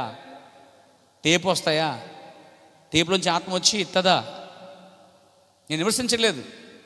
ఒక భయంకర దురాత్మ మోసపరుస్తుంది, క్రమాన్ని తప్పిస్తుంది అని చెప్తున్నాను పేరు నేను. హల్లెలూయా. అలాంటి వాళ్ళందరినీ బలపరచుకోవాలి. ఇంకా కొంతమంది పాస్టర్ల సేవకులు ఉంటారండి. సో వాళ్ళు రాంగే, వీళ్ళు రాంగే, అలాంటి ఆత్మలు పనిచేస్తున్నాయి. అయితే ప్రవక్త అంటున్నాడు చూడండి, దేవుని యొక్క గొర్రెలు దేవుని యొక్క కాపరి ద్వారా నడిపించబడాలి. దేవుడిచ్చిన నియమం అండి ఇది. ఇంకా చెప్పాలంటే దేవునికి స్తుతి కలుగాక. ఇంకా అన్నాడు ఆయన, కాపరి అనే వ్యక్తి మిమ్మల్ని నడిపిస్తూ ఉంటాడు. కాపరి అనే వ్యక్తి మిమ్మలను వాక్యంతో పోషిస్తూ ఉంటాడు. ఇంకా అన్నాడు ప్రవక్త, ఈ లోకం అంతమగు వరకు మీకు కాపరిగా కాయుచు ఉంటాడు. మొదట ప్రభువైన యేసుక్రీస్తు ఆయన పంపిన కాపరి. ఆయన పంపాలి. బిషప్పులు, రెవరెండ్లు, పెద్ద పాస్టర్లు, పెద్ద అయ్యగారు పంపిస్తే కాదండి, యేసుక్రీస్తు అనే ప్రధాన కాపరి పంపించాలి సేవకుడిగా. హల్లెలూయా. నెక్స్ట్ పాయింట్, దేవుని యొక్క కాపరి. దేవుని యొక్క కాపరి ఎలా ఉంటాడో అనేది ప్రవక్త చెప్తున్నాడండి. బైబిల్ చెప్తుంది, బైబిల్ ద్వారా ప్రవక్త కూడా చెప్తున్నాడు. ఏమంటున్నాడంటే దేవుని యొక్క కాపరి అటండి, ఒక గొర్రెను క్రింద పెట్టి మరొక గొర్రెను పైన పెట్టవలసిన పని ఆ కాపరికి లేదట. అంటే అర్థం ఏంటంటే కొందరిని ఒకలా చూసి ఉద్యోగస్తులు ఒకలా చూసే పాస్టర్లు ఉన్నారండి. లేబర్ పని చేసుకునే వాళ్ళు ఒకలా చూసే పాస్టర్లు ఉన్నారండి. అలాగే ఏ ఇంటికి వెళ్తే ఎక్కువ బరువు ఎత్తారో, బరువు అంటే ఏంటి? కట్ట, డబ్బు కట్ట ఎక్కువ పెడతారో వాళ్ళని ఒకలా చూస్తారు. ఏ ఇంటికి వెళ్ళి తక్కువ పెడతారో 10 రూపాయలు తక్కువ చూస్తారు. ఇలాంటి వాళ్ళు పాస్టర్లు చాలామంది మెసేజ్లో కూడా ఉన్నారు, బయట సంఘ సంస్థలు కూడా ఉన్నారు, లేకపోలేదు ఉన్నారు. అయితే ప్రవక్త వాటి కోసం ఏం చెప్తున్నారంటే, ఒక కాపరి అనేవాడు, దేవుని చేతపాడు కాపరి అనేవాడట, ఒకరిని ఒకలా చూడట, అందరినీ ఒకలా చూస్తాడటండి. పాస్టర్ ఉన్నాడు, ఎంటే మెసేజ్ పాస్టర్, పేరు చెప్పను, నాకు ఏదో చెడ్డ అలవాటు అనమాట. ఐఎమ్ బ్యాడ్ మ్యాన్ ఈ విషయంలో. ఏంటంటే వీళ్ళ విచిత్రం ఏంటి అంటే మిస్ పాస్టర్ మళ్ళా ఉద్యోగస్తుల ఇంటికి వెళ్తాడట. అక్కడే కూర్చొని వాళ్ళని ఆదివారం నాడు ప్రత్యేకించి ఇంటి పక్కనే చర్చి పక్కనే ఈయన బోని పెడతాడట. ఒకవేళ దూరంగా ఉన్నారా బాబు అనుకుంటే పెట్టవచ్చు, తప్పులేదు. చర్చి పక్కనే ఉన్నారంటే ఎంప్లాయీస్, ఉద్యోగస్తులు. కొంతమంది పాస్టర్లు ఉద్యోగస్తులనే పోజేసుకున్నారండి. డబ్బు కొరకు, ధనము కొరకు. వాళ్ళ టార్గెట్ ఏంటి? కేవలం ఇస్కరియోత ఆత్మ అండి అది.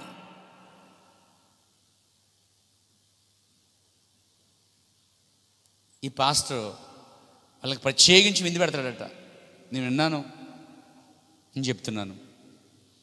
నేను కన్నది విన్నది చెప్పకుండా ఉండలేనని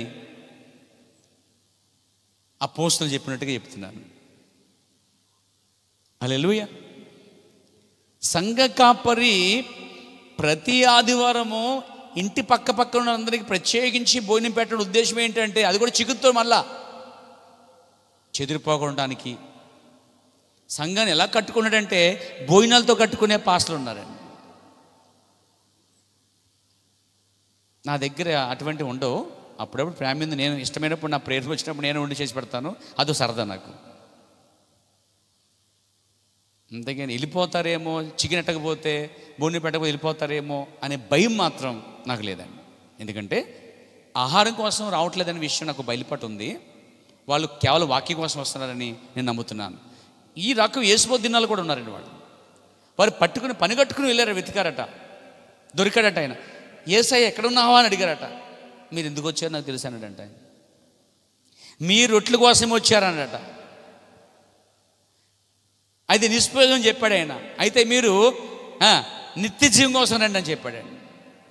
ఆ నిత్య జీవం కోసం వచ్చే వారి కోసం అయితే వారి కళ్ళ ముందు ఏమీ ఆశించడండి. వాడు వాక్యం కోసం ఆశిస్తారండి.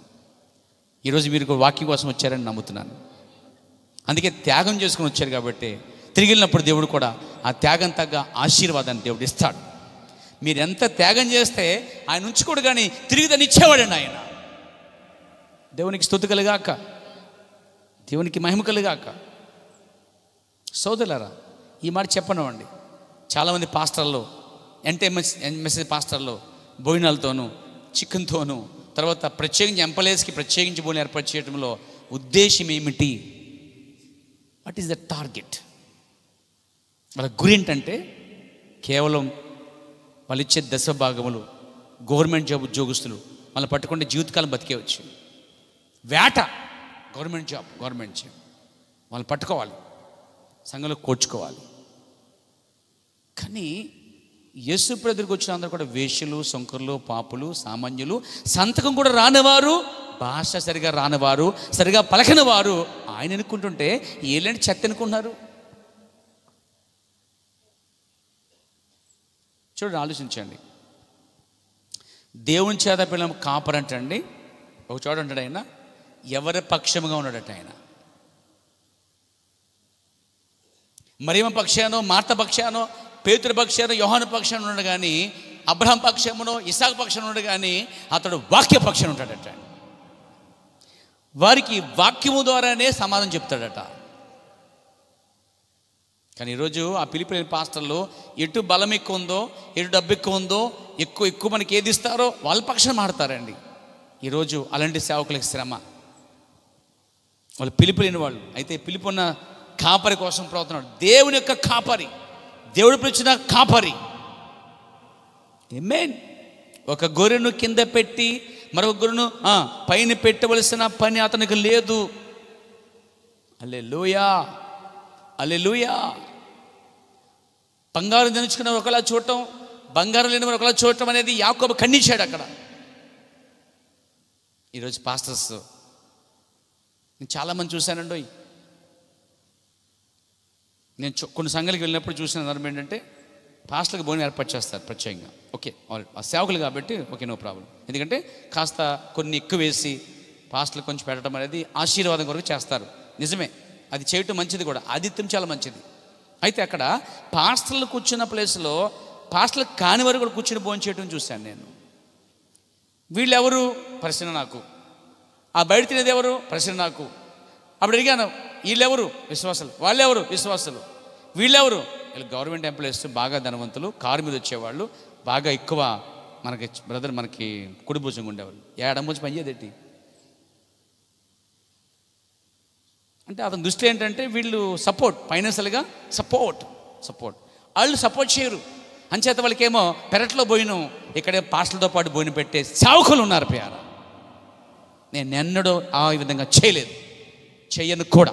ఎందుకంటే విశ్వాసులందరూ ఒకచోట భోజనం చేసినప్పుడు అందులో ప్రత్యేకంగా మళ్ళీ విశ్వాసం తీసుకొచ్చి కూర్చోబెట్టి భోజనం పెడతారంటే అర్థం ఏంటి అక్కడంటే వాళ్ళకంటే ఎక్కువ డబ్బు ఇస్తున్నారు కాబట్టి పాస్టర్లతో పాటు కూర్చోబెడతారంటే దాని అర్థం ఎంటైమేషన్ చూసాను ఈ కార్యాన్ని. నేను పేరు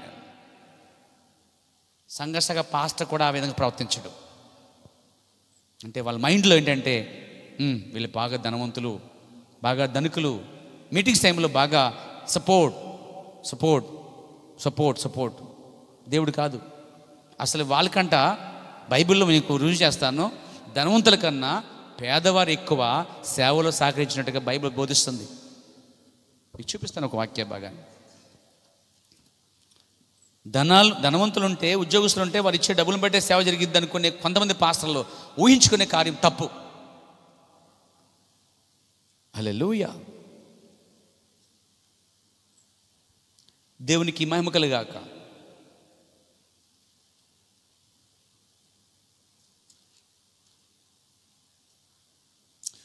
దేవునికి స్తోత్రం కలుగాక. ఆ వాక్య భాగం చూస్తున్నాను పేరు, నేను దాన్ని మీకు ఇస్తాను.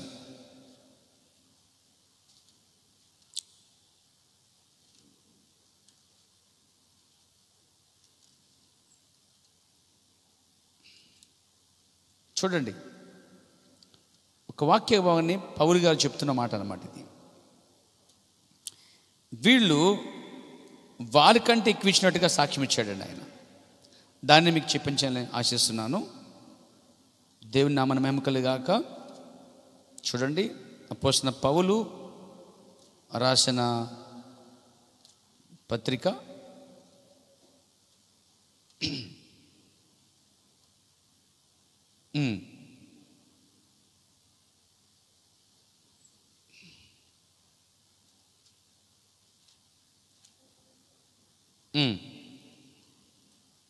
చూడండి,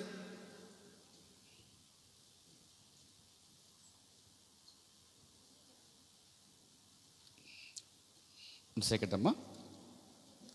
1 కొరింథీ పత్రిక 2 కొరింథీ పత్రిక చదవండి. 2:8 చదవండి. ఎస్, ఇక్కడ ఏముందంటే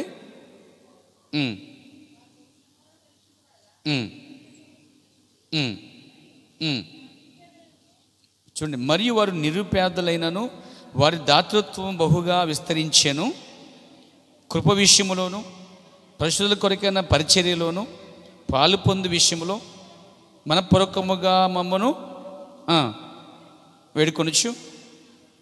వారు తమ సామర్థ్యము కొలదియేగాక సామర్థ్యము కంటే ఎక్కువగాను తమంతట తామే ఇచ్చిరని మీకు సాక్ష్యం ఇచ్చుచున్నాను. అంటే పౌలు కాలంలో సామర్థ్యము లేని వారు కూడా సామర్థ్యం కంటే ఎక్కువ ఇచ్చినట్టుగా పౌలు తన సేవలు సాక్ష్యం ఇస్తున్నాడు అండి. అర్థమైన సోదరులారా, జాబ్ ఉన్నవాళ్ళు, డబ్బున్న వాళ్ళు, సపోర్ట్ ఉంటేనే సేవ జరిగిద్ది అనుకునే పాస్టర్లను చూడండి, వాళ్ళకి అసలు బైబిల్ తెలియదండి. వాళ్ళకి అసలే తెలిసిన వాక్యం నమ్మరండి వాళ్ళు. అంటే వాళ్ళ దృష్టి ఏంటంటే వీళ్ళ వల్ల సేవ జరిగిద్ది, వీళ్ళు ఇచ్చే ధనం వల్లనే, డబ్బు వల్లనే సేవ జరిగిద్ది అనుకుంటారు. కానీ బైబిల్ ప్రకారం చూస్తే సామర్థ్యంతో లేని వారు కూడా తమకు మించి తమంతా తామే ఇచ్చి సేవ జరిగించారు పౌలు కాలంలో. ఇప్పుడు జరిగిద్దారు కదా చెప్పాలి. అయితే ఇక్కడ ప్రవక్త అన్నాడు, కాపరి అనేవాడు సంఘంలో కొందరు ఒకలా చూసే విధానం చూస్తుంటే తేడా ఉందన్నమాట. అక్కడ అతని పిలుపో, అతని పరిచర్యో, అతని టార్గెటో ఏదో లోపం ఉంది అక్కడ. అయితే ప్రవక్త అంటున్నాడు, దేవుని కాపరి, ఆమేన్, ఒక విశ్వాసని పైన పెట్టుట, ఒక విశ్వాసని కింద పెట్టుట అని అతనికి పని లేదు. ఆమేన్. ఆయన యొక్క భౌతిక శరీరముతో, యేసు ప్రభు భౌతిక శరీరముతో మహిమ నుండి దిగివచ్చి దావీదు సింహాసనం మీద కూర్చుని వరకు ఆయనే మందకు శాశ్వతమైన నాయకుడిగా, గొర్రెల కాపరిగా, మేపేవాడుగా యేసు ప్రభువే ఉన్నాడంట అండి. దేవునికి స్తోత్రం. అంటే మహిమ నుండి దిగి వచ్చి దావీదు సింహాసనం మీద కూర్చునే వరకు హల్లెలూయా యేసుక్రీస్తే మందలకు లేక మందకు శాశ్వతమైన నాయకుడట. ఈరోజు సంఘ నాయకుడు మనుషుడు కాదు, సంఘ యొక్క నాయకుడు ప్రభువైన యేసుక్రీస్తు లేక పరిశుద్ధాత్మ దేవుడే సంఘ నాయకుడై ఉన్నాడు. ఆ మందకు శాశ్వతమైన నాయకుడు మరియు గొర్రెలకు మేపువాడై ఉన్నాడు అంటున్నాడు. తర్వాత గొర్రె పిల్లన్నీ ఆయన చుట్టూ ఉండును. ఆ దినమన మహిమలో దిగివచ్చి దావీదు సింహాసనం కూర్చున్నప్పుడు, అంటే ఇప్పటి నుంచి అప్పటి వరకు మందలకు లేక విశ్వాసులకు, గొర్రెలకు ఆయనే కాపరి, ప్రధాన కాపరి మరియు నాయకుడు మరియు మేపువాడై ఉన్నాడు. దేవునికి స్తుతి కలుగాక. అప్పుడు గొర్రె పిల్ల నేను చుట్టూ ఉండును. ఆ మంద ఒక్క కాపరి మన కొరకు తన ప్రాణమే ఇచ్చెను. ఆ మంద యొక్క కాపరి ఏ మందనైతే ఆయన నాయకుడిగా ఉండాలనుకున్నాడో, ఏ మందనైతే ఆయన పోషించాలనుకుంటున్నాడో, ఏ మందనైతే నడిపించాలనుకున్నాడో తను ఎన్నుకున్న కాపరి ద్వారా ఆ మందకి ఆయన నాయకుడిగా ఉన్నాడు, పోషించేవాడుగా ఉన్నాడు అన్నాడు ప్రవక్త. ఆ మంది యొక్క కాపరి తానే మన కొరకు ప్రాణం పెట్టాను అంటున్నాడండి. మనం అయోగ్యులమైన గొర్రెలమై ఉన్నాము, అయినా ఆయన మన కోసం ప్రాణం పెట్టాడు అంటాడు. ఇప్పుడు ఒక పాయింట్, ప్రతిది ఇంపార్టెంటే. కొన్నిసార్లు మనలను వ్యాధితో, రోగాలతో లేక ఇబ్బందులతో దేవుడే ముత్తుతాడంటండి. ఒప్పుకుంటారా? యేసుని నమ్ముకోండి అన్ని మేళ్ళు అవుతాయి, దొంగ బోధ నమ్మకండి. యేసుని నమ్ముకుంటే అమ్మా నీకు 5 ఏళ్ళు 6 ఏళ్ళు వచ్చేస్తాయి. ఎక్కడొచ్చేస్తాయి 6 ఏళ్ళు? దేవుడు 5 ఇస్తేని. అమ్మా దేవుడు నమ్ముకుంటే నీకు 1 పొలం 2 పొలాలు మారిపోతాయమ్మా పొలాలను. ఇక మంది చాలామంది సోదిగాలు బయలుదేరి చేస్తారంటే ప్రభు నమ్ముకోండి అమ్మా మీరు దీవించబడతారు, ప్రభు నమ్ముకోమ్మా దీవించబడతారు. ఏంటి దీవెన అనుకున్నారు? శరీర సంబంధమే దీవెన అండి, ఆత్మ సంబంధమే దీవెన కోసం వారు మాట్లాడరండి. వారిని బట్టే సత్య మార్గం దూషించబడుతుంది. Praise the lord. దేవునికి స్తుతి కలుగాక. ఇక్కడ చూడండి, కొన్నిసార్లు దేవుడు మనల్ని వ్యాధులతో ముత్తుతాడట, రోగాలతో ముత్తుతాడట, ఇబ్బందుల ద్వారా ముత్తుతాడట. మనలను తన అలా మొత్తినప్పుడు ఏం జరిగింది తెలుసండి? అలా మొత్తినప్పుడల్లా మనం అనుకుంటాం ఇబ్బందులు మనకే ఉన్నాయి, కష్టాలు మనకే ఉన్నాయి, వ్యాధులు మనకే ఉన్నాయి, బాధలు మనకే ఉన్నాయి, మనకన్నా పొరుగువారు చాలా బాగున్నారు, దేవుణ్ణి నమ్ముకోలేని వారు చాలా బాగున్నారు, అంత రీతిగా వచ్చేస్తుంది పరిస్థితి. నువ్వు ఎవరైతే బాగున్నారని చూస్తున్నావో వారు నరకంలోకి వెళ్ళిపోతున్నారండి. ఆ విషయం నీకు తెలుసా? అరే ప్రభు నమ్ముకున్న మనకే కష్టాలు, బాధలు, శోధనలు వస్తున్నాయి. ప్రభు నమ్ముకోలేని వారికి చాలా బాగున్నారు, వాళ్ళు నిజంగా బాగున్నారండి. బట్ వారు ఈరోజు బాగుంటారు. ఇక్కడ ధనవంతుడు కూడా బాగున్నాడండి. ఏమన్నాడు ఆయన? నువ్వు భూమి మీద ఉన్నప్పుడు నీ ఇష్టానుసారం జీవించావు, సుఖాన్ని ఊహించావు, ఊదరంగా వస్త్రాలు వేసుకుని హ్యాపీగా తిరిగావు, నువ్వు సుఖ పొందావు అక్కడ, కాబట్టి ఇక్కడ కష్టపడుతున్నావు అన్నాడండి. వీడున్నాడు పేద లాజరు, దేవుని వాక్యం కోసం సమర్పించుకున్న వాడే, స్వస్థత లేకపోయినా, కుక్కలు వచ్చి తన కురుపులు నాకుతున్నా, కురుపులు కూడా రసాలు కారుతున్నా, అతనికి వ్యాధితో చనిపోయినా అక్కడ ఎంతో కష్టపడ్డాడే, ఇప్పుడు ఆ లాజ్ ఇక్కడ సుఖం పొందుతున్నాడు. దాని అర్థం ఏంటి? ఇప్పుడు ఇక్కడ వాళ్ళు బాగున్నాం అనుకునే వాళ్ళు నరకని పోయారు, బాలేదు కష్టాలుగా ఉండేవారు వారేమో నిత్యజీవంలో ఉన్నారండి. ఇప్పుడు మీకేం కావాలి? భౌతికమైన పరిస్థితులన్నీ, బట్టల విషయంలో, డబ్బుల విషయంలో, ఉద్యోగం విషయంలో, ఇంకేం కావాలి? అంబానీ అంత అయిపోవాలి, ఇంకా టాటరత్న అంత అయిపోవాలి, లోకంలో అందరికంటే ధనవంతులు అయిపోవాలి, గాళ్ళు తిరగాలి, తిరుగు, వెళ్ళు, చేసుకో, సంపాదించు. ఒక లోకమని సంపాదించి దేవుని పోగొట్టుకుంటే, నిత్యజీవం పోగొట్టుకుంటే వాడికి ఏం ప్రయోజనం ఉండదు. ఆ విషయం మర్చిపోద్దు. కొంతమంది ఉంటారు, పడుకున్నా డబ్బే, లేచినా డబ్బే, నడిచినా డబ్బే, పాడినా డబ్బే, అంతా డబ్బే. అదే పెద్ద జబ్బు. డబ్బు డబ్బు డబ్బు డబ్బు. సోదరులారా, డబ్బు సంపాదించిన మంచిదే, కానీ దానికోసం ఆతృత, ధనాపేక్ష సమస్త కీళ్లకు మూలం అనే విషయం మర్చిపోద్దండి. దాన్ని నమ్ముకునే చాలామంది తమ్మును తామును విశ్వాసంలో పొడుచుకున్నారని బైబిల్ చెప్తుందండి. అందుకే నేను ధనం విషయం కోసం పెద్ద అంతా లెక్క చేయనండి. ఉన్నాయా? ఓకే. లేవా? Okay, no problem. ఉన్నాళ్ళకు ఉంటాను, లేకపోయినా ఉంటాను. మీ అందరికంటే అప్పులుగా నేనే. 5 లక్షల అప్పు ఉంది. మీరు ఈ పాటికి మంచం ఎక్కేసి 5 లక్షలు అండి అయినా ఇలాగ ఉన్నాను నేను. దాని వెనక దేవుడు ఉన్నాడు. అదే నా ధైర్యం. దాని విషయంలో ఇంత చింత లేదండి. కొద్దిగా ఆలోచిస్తాను అప్పుడప్పుడు మనోరీతిగా. మళ్ళీ నన్ను పిలిచినట్టు చూసుకోండి, నాకు ఎందుకు వచ్చింది, నేనేమన్నా నా కోసం ఖర్చు పెట్టానా, నేను ఎంజాయ్ చేశానా, ఆయన కోసం చేశా అని చూసుకుంటాడు. నిజంగానే ఆయనే చూసుకుంటాడు. చాలాసార్లు గమనించాను. వడ్డీ కడుతూనే ఉన్నాను ఇప్పటికీ. మరి అదేనా అసలు అప్పుడున్నాయి, ప్రార్థన చేయండి, అప్పుడున్నాయి. ప్రార్థన చేస్తాను, మరి నా సంగతి ఏంటి? మరి నువ్వు కూడా చేయాలి. ఇప్పుడు నువ్వు నేను చెప్పుకుంటూ బ్రదర్ నాకు 5 లక్షలు ఉన్నాయి, బ్రదర్ నీకు 3 లక్షలు ఉన్నాయి, ఇలా చెప్పుకుంటే దేవుని ఆరాధించలేం, స్తుతించలేం. ఐక్య విచారణ వల్ల, ధనమోసం వల్ల మనం మరింతగా నొక్కివేయబడతాం పేర. అయితే అవన్నీ పక్కన పెట్టి ఇబ్బందులు, అప్పులు, కష్టాలు, శోధనలు ఇవన్నీ వచ్చినప్పుడు పేర మనం దేవుని దగ్గరగా ఉంటాం, దేవుని స్తుతిస్తాం, ఆరాధిస్తాం. ప్రవక్తకి ఒకసారి ఒక శోధన వచ్చిందన్నమాట. ట్యాక్స్ కట్టాలి. ఆయన అనుకున్నట్టుగా చర్చికి వచ్చిన అమౌంట్ ఆయన పేరు మీద ఇచ్చారు. అందుకు ట్యాక్స్ ఆ యొక్క ఇన్కమ్ ట్యాక్స్ వాళ్ళు ఆయన పట్టుకుని నువ్వు డబ్బు కట్టాలి కొన్ని $100 అని చెప్పి చాలాసార్లు అన్నమాట. అది అన్నాడు, సంగమా నేను భయంకర శోధనలో ఉన్నాను, ఆ విషయం కోసం ప్రార్థన చేయండి అని చెప్పాడు అన్నమాట. ప్రార్థన ద్వారానే అతను జయించగలిగాడని. ఈరోజు నువ్వు కూడా ఇబ్బందులు, కష్టాలు, శోధనలు, నిందలు, అవమానాలు, అవునా మెయిన్ ఇవన్నీ మనకు వచ్చిన ఆయన అనుమతి లేకుండా ఏది జరగదండి. ఆయన అనుమతి ఇచ్చాడంతే.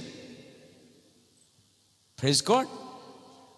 ఒక వ్యాధి వచ్చిందా ఆయన అనుమతి, ఒక మరణం వచ్చిందా ఆయన అనుమతి, ఒక ఇబ్బంది వచ్చిందా ఆయన అనుమతి లేకుండా ఏది జరగదు, జరగనివ్వడు ఆయన.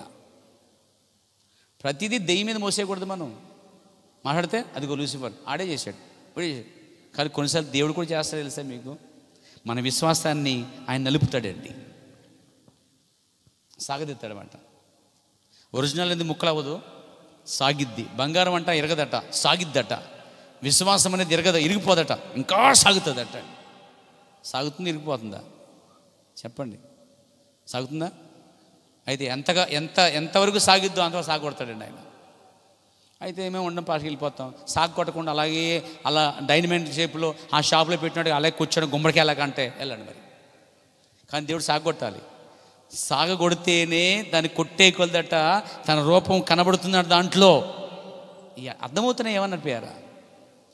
అంటే శ్రమలు, కష్టాలు, శోధనలు మనకు రాకపోతే ఎవరికి వస్తాయండి? మనకే అవి వచ్చును గాక ఆశీర్వదిస్తున్నాను నేను. దేవుళ్ళే మాత్రమే కావాలా? శ్రమల కష్టాలు మనకు వద్దా? అంతా బిర్యానీనా? అప్పుడప్పుడు సారు సాంబార్ వద్దా? అన్నీ అనుభవాలుగా ఉండవాలి. అందుకే పౌలు ఉంటారు, కలిములు ఉంటే ఎరుగుదును, లేములు ఉంటే ఎరుగుదును అన్నాడు. మనకి ఉన్నప్పుడు అనుభవం ఉండాలి, లేనప్పుడు అనుభవం ఉండాలి. ఉన్నప్పుడు ఇలా ఉండి లేనప్పుడు ఆడటం, మొహం మాట చేసుకోవడం ఉండకూడదు. లేకపోయినా అలా ఉండాలి, ఉన్నా అలాగ ఉండాలి. దేన్ని బట్టి అంటే గుర్రాలు బట్టి, రథాలను బట్టి కాదు, కానీ యెహోవా నామాన్ని బట్టి, యేసుక్రీస్తు నామం బట్టి, ఆయన ఇచ్చిన రక్షణ బట్టి, ఆయన ఇచ్చిన వర్తమానం బట్టి సంతోషించాలండి. దేవుని స్తోత్రం కలగాక. సీరియస్ అవుతున్నారేంటి? సంతోషించమంటుంటే మీకే బాగా వచ్చావు, మేము పొద్దు నుంచి పనికిలు వచ్చాం, కరెక్టే. దాని కొరకు నేను కూడా పనిచేస్తున్నాను. దేవునికి స్తుతి కలగాక, దేవునికి మహిమ కలగాక. సరే వినండి, ముగింపుకు వస్తున్నాను. దేవుని చేత ఉన్నటువంటి కాపరి సంఘ విశ్వాసాల్ని ఒకలా ప్రవర్తించేవాడు కాపరి కాడు. ఇబ్బందులు, కష్టాలు ఇవన్నీ వస్తాయట. మీకు తెలుసా? అలా వచ్చినప్పుడు మనం ఏం చేస్తాం చెప్పండి? వ్యాధి వచ్చింది, ఏం చేస్తాం? ప్రార్థన చేయించుకొనుకుంటాం, అవునా? రోగాలు వచ్చాయి, ఇబ్బందులు వచ్చాయి, ఏం చేస్తాం? ఏడుస్తూ మోకరించి ప్రభువా నాకు ఈ కష్టం నుంచి విడిపించవా అని అడుగుతావు. ఒత్తిడి లేకపోతే ప్రార్థనే చేయలేవు. ఒత్తిడి కావాలి. ఎవరు ప్రార్థన చేయట్లేదో దేవుడు వారికి ఒత్తిడి ఇచ్చును గాక. ఎందుకంటే ఒత్తిడి అనగా ప్రెజర్ కుక్ అనమాట. ప్రెజర్ కుక్ ఇవ్వద్ది, బాగా ఒత్తిడి చేస్తే ఒత్తిడి తట్టుకోలేక అంటదంట, పేలదు కానీ ఆవిరంతా బయటకు వచ్చేస్తుంది. అలాగా ఒత్తిడి లేకపోతే ఏ వ్యక్తి ప్రార్థన చేయరు. నువ్వు ప్రార్థన చేయలేదంటే నీకు అసలు ఏ ఒత్తిడి లేదు. కాబట్టి నేటి నుంచి దేవుడు ప్రార్థన చేయని వారికి ఒత్తిడి అనుగ్రహించును గాక అని ప్రార్థన చేస్తాను. మంచి కాపరి నేను, చెడ్డను కాదు. ఆ ఒత్తిడి వస్తే నువ్వేం చేస్తావు? పరిగెట్టుకుని మోకరించి ప్రభువా నువ్వు ఉన్నావు. అదే ఏం లేకపోతే నువ్వు ఉంటావు, అలాగే ఉంటావు. నువ్వు ఉండక ఏం చేస్తావు? నా సమస్య నీకు అర్థమవుతుంది, నువ్వు ఆ సొత్తా ఉంటావు అంతే, నువ్వు పట్టించుకో. ఇది ఆయనకే బాధ. ఆయన పరమకుమారండి, మన కొండలం. ఏ కొండ లేచి ఏమయ్యా ఎలా చేసావు అడుగుద్దా? అడగదే. తనకి ఇష్టమైనదిగా చేసుకున్నాడండి. చేయబడ్డాం అంతే. మనం పాత్రదారులం. ఈ రంగస్థలం మీద పాత్రలో వేస్తూ వచ్చాం. ఆయన ఎలా వేస్తే అలా. నేను ఒకటి అనుకున్నాను, ఆయన నన్ను ఎలా ఉంచాలనుకుంటున్నాడో అలాగే ఉంటాను. ఆయన నన్ను ఈ రంగం మీద ఎలాంటి పాత్ర ఉంచాడో ఆ పాత్ర ముగించేదాకా అలాగే ఉండక ఇష్టపడుతున్నాను. ఆయన ఎలా ఉంచితే అలా. అమ్మేన్. నా డిజైన్ కాదు, నీ డిజైన్ కాదు, దేవుని యొక్క నిర్ణయం ప్రకారంగానే అది జరగాలి. నీ పట్ల, నా పట్ల, మనందరి పట్ల కూడా దైవ చిత్తమే జరుగునుగాక. Praise God. అది కీడైనా, మేలైనా, నష్టమైనా, బాధ అయినా, ఏదైనా సరే. నేను చాలా నష్టపోయాను, కానీ క్రీస్తుని బట్టి, వర్తమానం బట్టి, రక్షణ బట్టి చాలా సంతోషంగా ఉన్నాను. Praise God. దేవునికి మహిమ కలుగాక, దేవునికి స్తుతి కలుగాక. చూడండి, కొన్నిసార్లు మనకు వ్యాధి, బాధ, ఇబ్బందులు వచ్చినప్పుడు అండి ఆయన అనుమతిస్తాడట. అయితే ఒక విషయం చెప్తాను వినండి.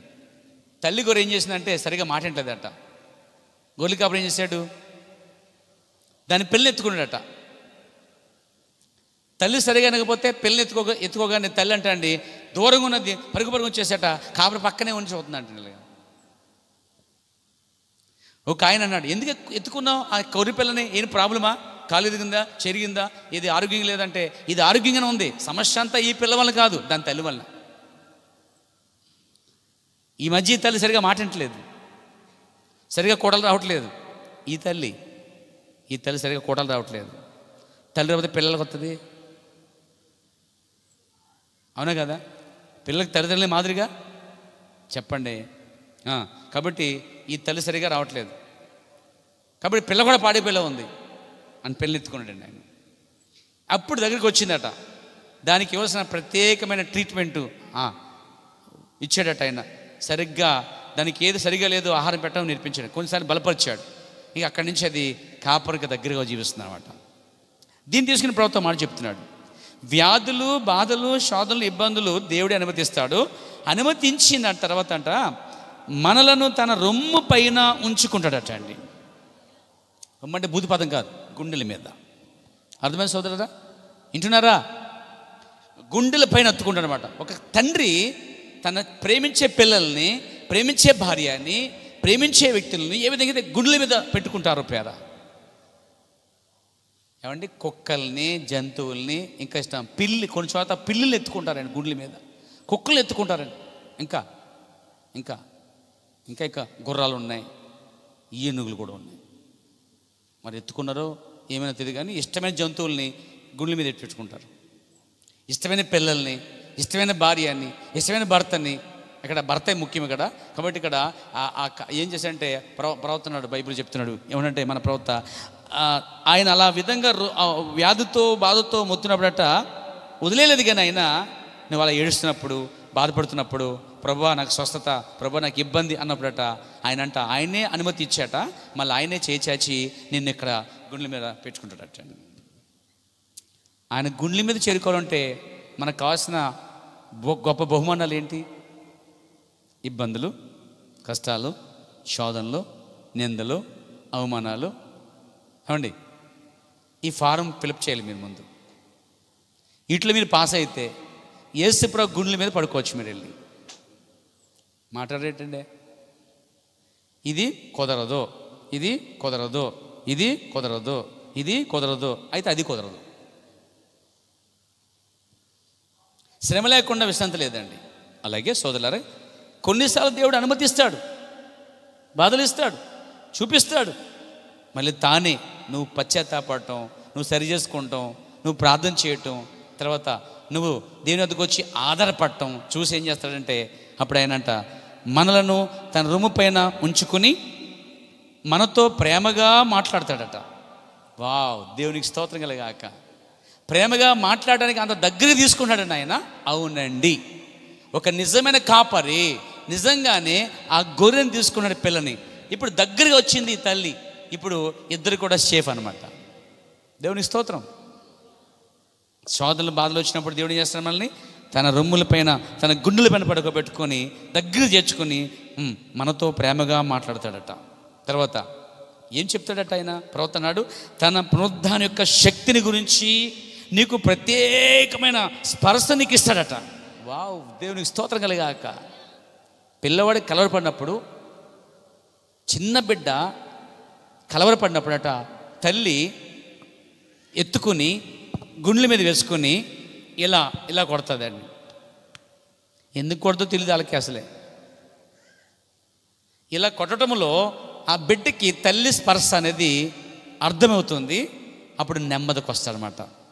క్రమేణా అతను నెమ్మది పరచబడతాడు, కలవరంలోంచి బయటపడతాడు. అలాగే ఒక భార్య కలవరంతో ఉంది, ఇబ్బందుల్లో ఉంది, శోధనలో ఉంది. నిజమైన భర్త ఏం చేస్తాడంటే దగ్గర తెచ్చుకొని గుళ్ళి పడుకోబెట్టుకొని ఏం చేస్తాడంటే ప్రేమగా మాట్లాడి ప్రత్యేకమైన స్పర్శ చేస్తాడనమాట. ఆ స్పర్శలో ఆమెకున్న ఇబ్బందులు, కష్టాలు అన్నీ మర్చిపోద్ది. ఆమెనగా సంఘము, ఆమెనగా భార్య ఉన్నది. ఓ దేవునికి స్తోత్రం. ఒక తండ్రి, ఒక తల్లి తన పిల్లలకు ప్రత్యేకమైన స్పర్శిస్తుంది. ఒక భర్త తన భార్యకు ప్రత్యేకంగా స్పర్శిస్తాడు. చూడండి, దానికి చెందిన మాట అండి ఇది. దేవునికి స్తుతి కలుగాక. ఇప్పుడు మన భర్త యేసుక్రీస్తు ప్రత్యేకమైన ఆ స్పర్శ ఏంటో తెలుసా? పునరుద్ధాన యొక్క శక్తి. ఆమె చెప్తారా? పునరుద్ధాన యొక్క శక్తిని గురించి ఒక ప్రత్యేకమైన స్పర్శను ఆయన నీకు ఇస్తాడు. మరి పాయింట్, తల్లులు సరిగా లేకపోతే, అమ్మ తల్లులు, పిల్లలు గల తల్లులు సరిగా లేకపోతే, నావుతున్నారా?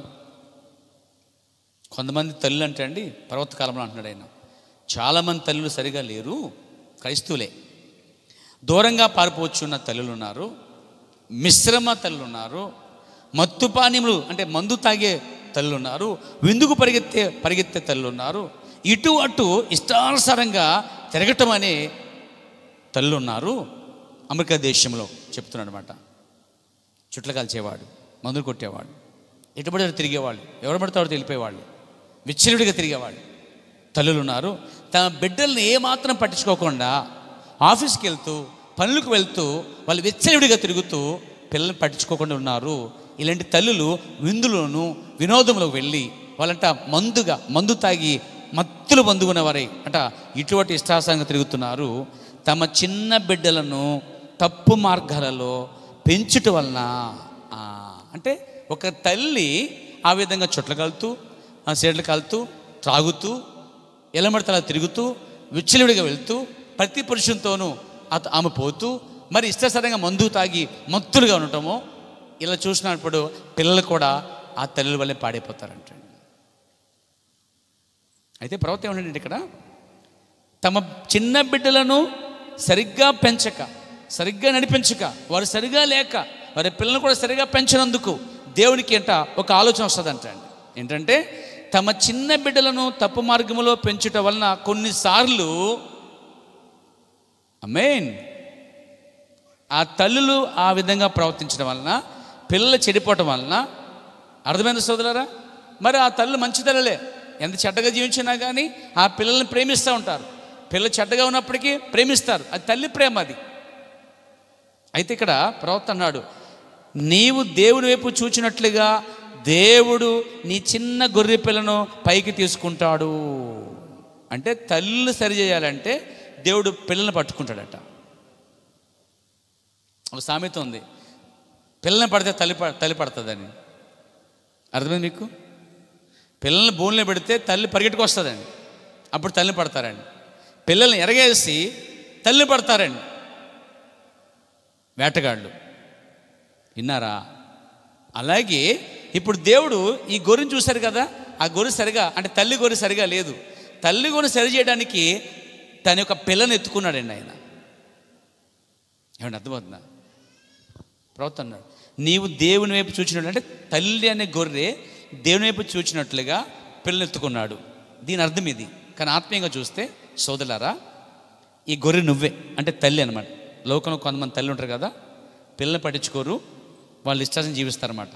వీళ్ళని బట్టి పిల్లలు పాడైపోతారు. అప్పుడు దేవుడు ఏం చేస్తాడంటే, నువ్వు ప్రేమించే ఈ పిల్లల్ని ఎత్తుకుంటాడు దేవుడు అండి. అర్థమైంది మీకు చెప్పింది? వీళ్ళని పట్టుకుంటే నువ్వు ఎక్కడున్నా గిరగిరా తిరిగి అక్కడికే వస్తావు.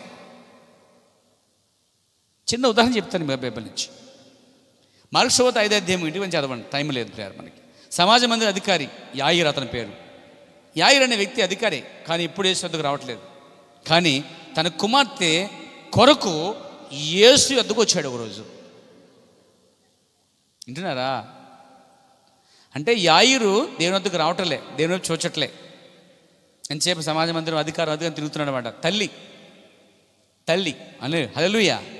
అప్పుడు ఏం చేశాడు? తన కుమార్తెను ముత్తాడట. కుమార్తెను మొత్తగానే తండ్రి తల్లి గిలగిల కొట్టుకుని యేసు వద్దకు వచ్చేశారు. ఆ విధముగానే తల్లులైన వారు దేవుని సరిగా చూడకపోతే, తల్లులైన వారు దేవుణ్ణి పట్టించుకోకపోతే, దేవుని వాక్యం వినకపోతే, దేవుని వాక్యం సరి చేయకపోతే, దేవుని వాక్య ప్రకారం జీవించకపోతే, వాక్యం అందుతున్నప్పుడు వాక్యం సరిగా లక్ష్య పెట్టకుండా కేవలము నువ్వు చెడిపోతూ పిల్లల్ని చెడిపేస్తుంటే దేవుడట నువ్వు దేవుని వైపు చూచుటకు మీ పిల్లల్ని పైకి లేపుతాడట. ఇంకో మాట చెప్పాడు ఆయన, అప్పుడు కూడా నీవు వినని ఎడలా ఆయన నీవు సరిగా చూడకపోతే, గమనించకపోతే, అప్పుడు తోడేలు నిన్ను లేక నీ పిల్లలను పట్టుకుంటుంది, అప్పుడు నీ పని అయిపోయింది అంటున్నాడండి. ఏంటి అర్థం ఇక్కడ?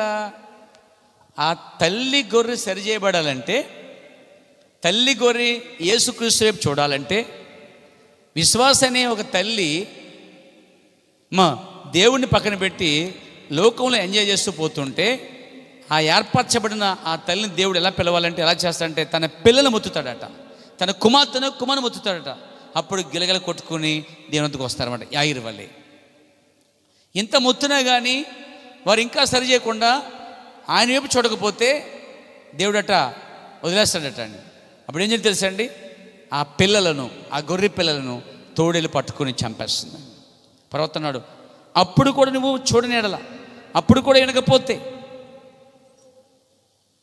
అప్పుడు కూడా నువ్వు సరి చేయబడకపోతే తోడేలు నిన్ను పట్టుకుంటుంది, అప్పుడు నీ పని అయిపోయింది అంటాడండి. అయితే ఆయన అంటున్నాడు, నిన్ను నేను విడవను ఎడబాయను. గొర్రెలు కాపు విడిచిపెట్టలేదండి, గొర్రెలు విడిచిపెట్టి వెళ్ళిపోతున్నాయండి. అందుకన్నాడు, నిన్ను విడవను ఎడబాయను. ఆయన నీవు సరిగా ఉండేంత వరకు ఎదురు చూస్తాడట. అయితే ఆయన మాత్రం నేను విడిచిపెట్టాడు. చూడండి, ఇశ్రాయేల్ కొరకు ఆయన బండి ఇచ్చాడు, నీళ్ళు ఇచ్చాడు.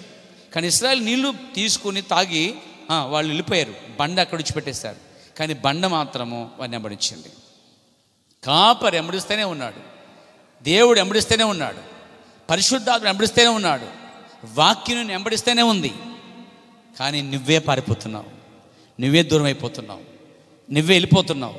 నేను ఎలా తీసుకురావాలో ఆయనకు తెలుసు. అప్పుడు ఒక అవకాశం ఇస్తాడు, నీ కుమార్తెను మొత్తుతాడు, నువ్వు వినవు, అప్పుడు దేవుడు విడిచిపెట్టేస్తాడు మరణానికి. అప్పుడు నువ్వు లబోదీబని ఏడుస్తావు. దేవుడు సమయం ఇచ్చినప్పుడు సమయంలో లోబడవలసి ఉంది. ఆయనైతే నిన్ను విడిచిపెట్టలేదు, ఆయనైతే నిన్ను విడవలేదు, ఎడబాయలేదు, సదాకాలం నీతో ఉంటాను చెప్పాడు. ఆమేన్, ఆమేన్. దేవునికి మహిమ కలుగాక, దేవునికి స్తుతి కలుగాక.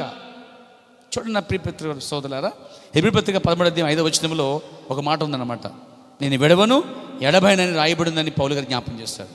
ఆ తర్వాత కీర్తన గ్రంథము 139వ అధ్యాయము 7, 8, 2 వచనాలు చదువుకుందాం.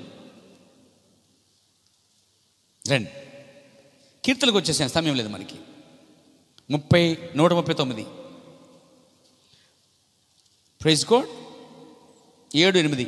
నీ ఆత్మ యుద్ధ నుండి నేను ఎక్కడికి పోదును, నీ సన్నిధి నుండి ఎక్కడికి పారిపోదును.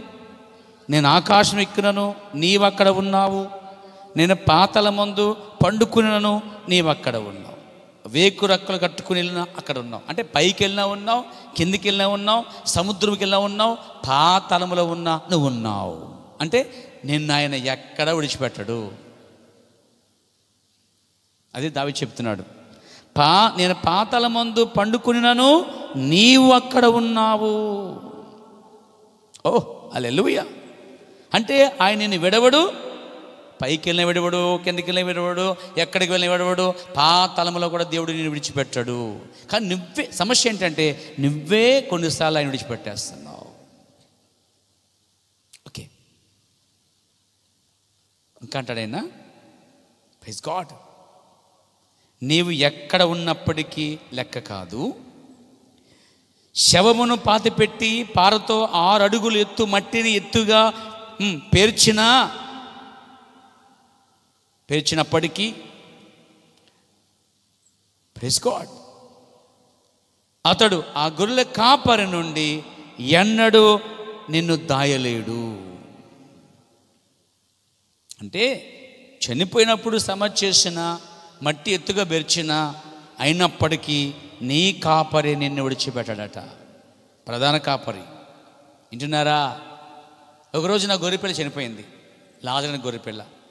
సమాధిలో పెట్టారు, ఎత్తుగా పొడిచారు, మహా గొప్ప సొరంగం, పెద్ద రాయి పెట్టేశారు. కానీ గొర్రెల కాపరి వచ్చాడు, ఆమేన్, గొర్రెపిల్ల అని పిలిచాడు. మే అని వచ్చేసిందండి బయటికి. దేవునికి స్తోత్రం. ఓ దేవునికి మహిమ కలుగాక. నా గొర్రెలు ఎక్కడున్నా వింటాయి, పాతాళములో ఉన్నా వింటాయి, కుళ్ళిపోయినా వింటాయి. అది కుళ్ళిపోయి కలిచిపోయినా, మట్టిలో చిక్కుపోయినా ఆయన స్వరమైన వెంటనే అవి బయటకు వస్తాయండి. ఓ దేవునికి స్తోత్రం కలుగాక. అని ఇచ్చేది మీకు ఉంది. ఇప్పుడు నీ కాపరి విడవడు, ఎడబాడు. ప్రధాన కాపరి నీ కూడా ఉన్నాడు, నీలో ఉన్నాడు, నీతోనే ఉన్నాడు. ఓ దేవునికి స్తుతి కలుగాక. ప్రవర్తనాడు, ఖచ్చితంగా నువ్వు ఎక్కడ ఉంచబడి ఉన్నావో ఆయనకు తెలుసు అంటండి. సముద్రంలో ఉన్నా, ఎక్కడ మరణించినా, ఎక్కడ సమాధి చేసినా, ఎక్కడ బ్రతికున్నా, ఎక్కడ చనిపోయి ఉన్నా, ఆయన అంట ఖచ్చితంగా నువ్వు ఎక్కడ ఉంచబడ్డావో ఆయనకు తెలుసు. మనం సమాధి చేసామనుకోండి, ఈరోజు సమాధి మీద సమాధి చేస్తున్నారండి, ఖాళీ లేక. వాళ్ళ ఎముకలు తీసి పడేస్తున్నారు బయట, మళ్ళీ అక్కడ చేసేస్తున్నారండి. నాకు డౌట్ వచ్చింది, మరి ఆ ఎముకలు దూరంగా అయితే ఎలా ఎత్తుకుంటాయి? ఆయన అంటున్నాడు, ప్రవక్త, అసలు నేను ఎక్కడ సమాధి చేశారో ఆయన తెలుసంట.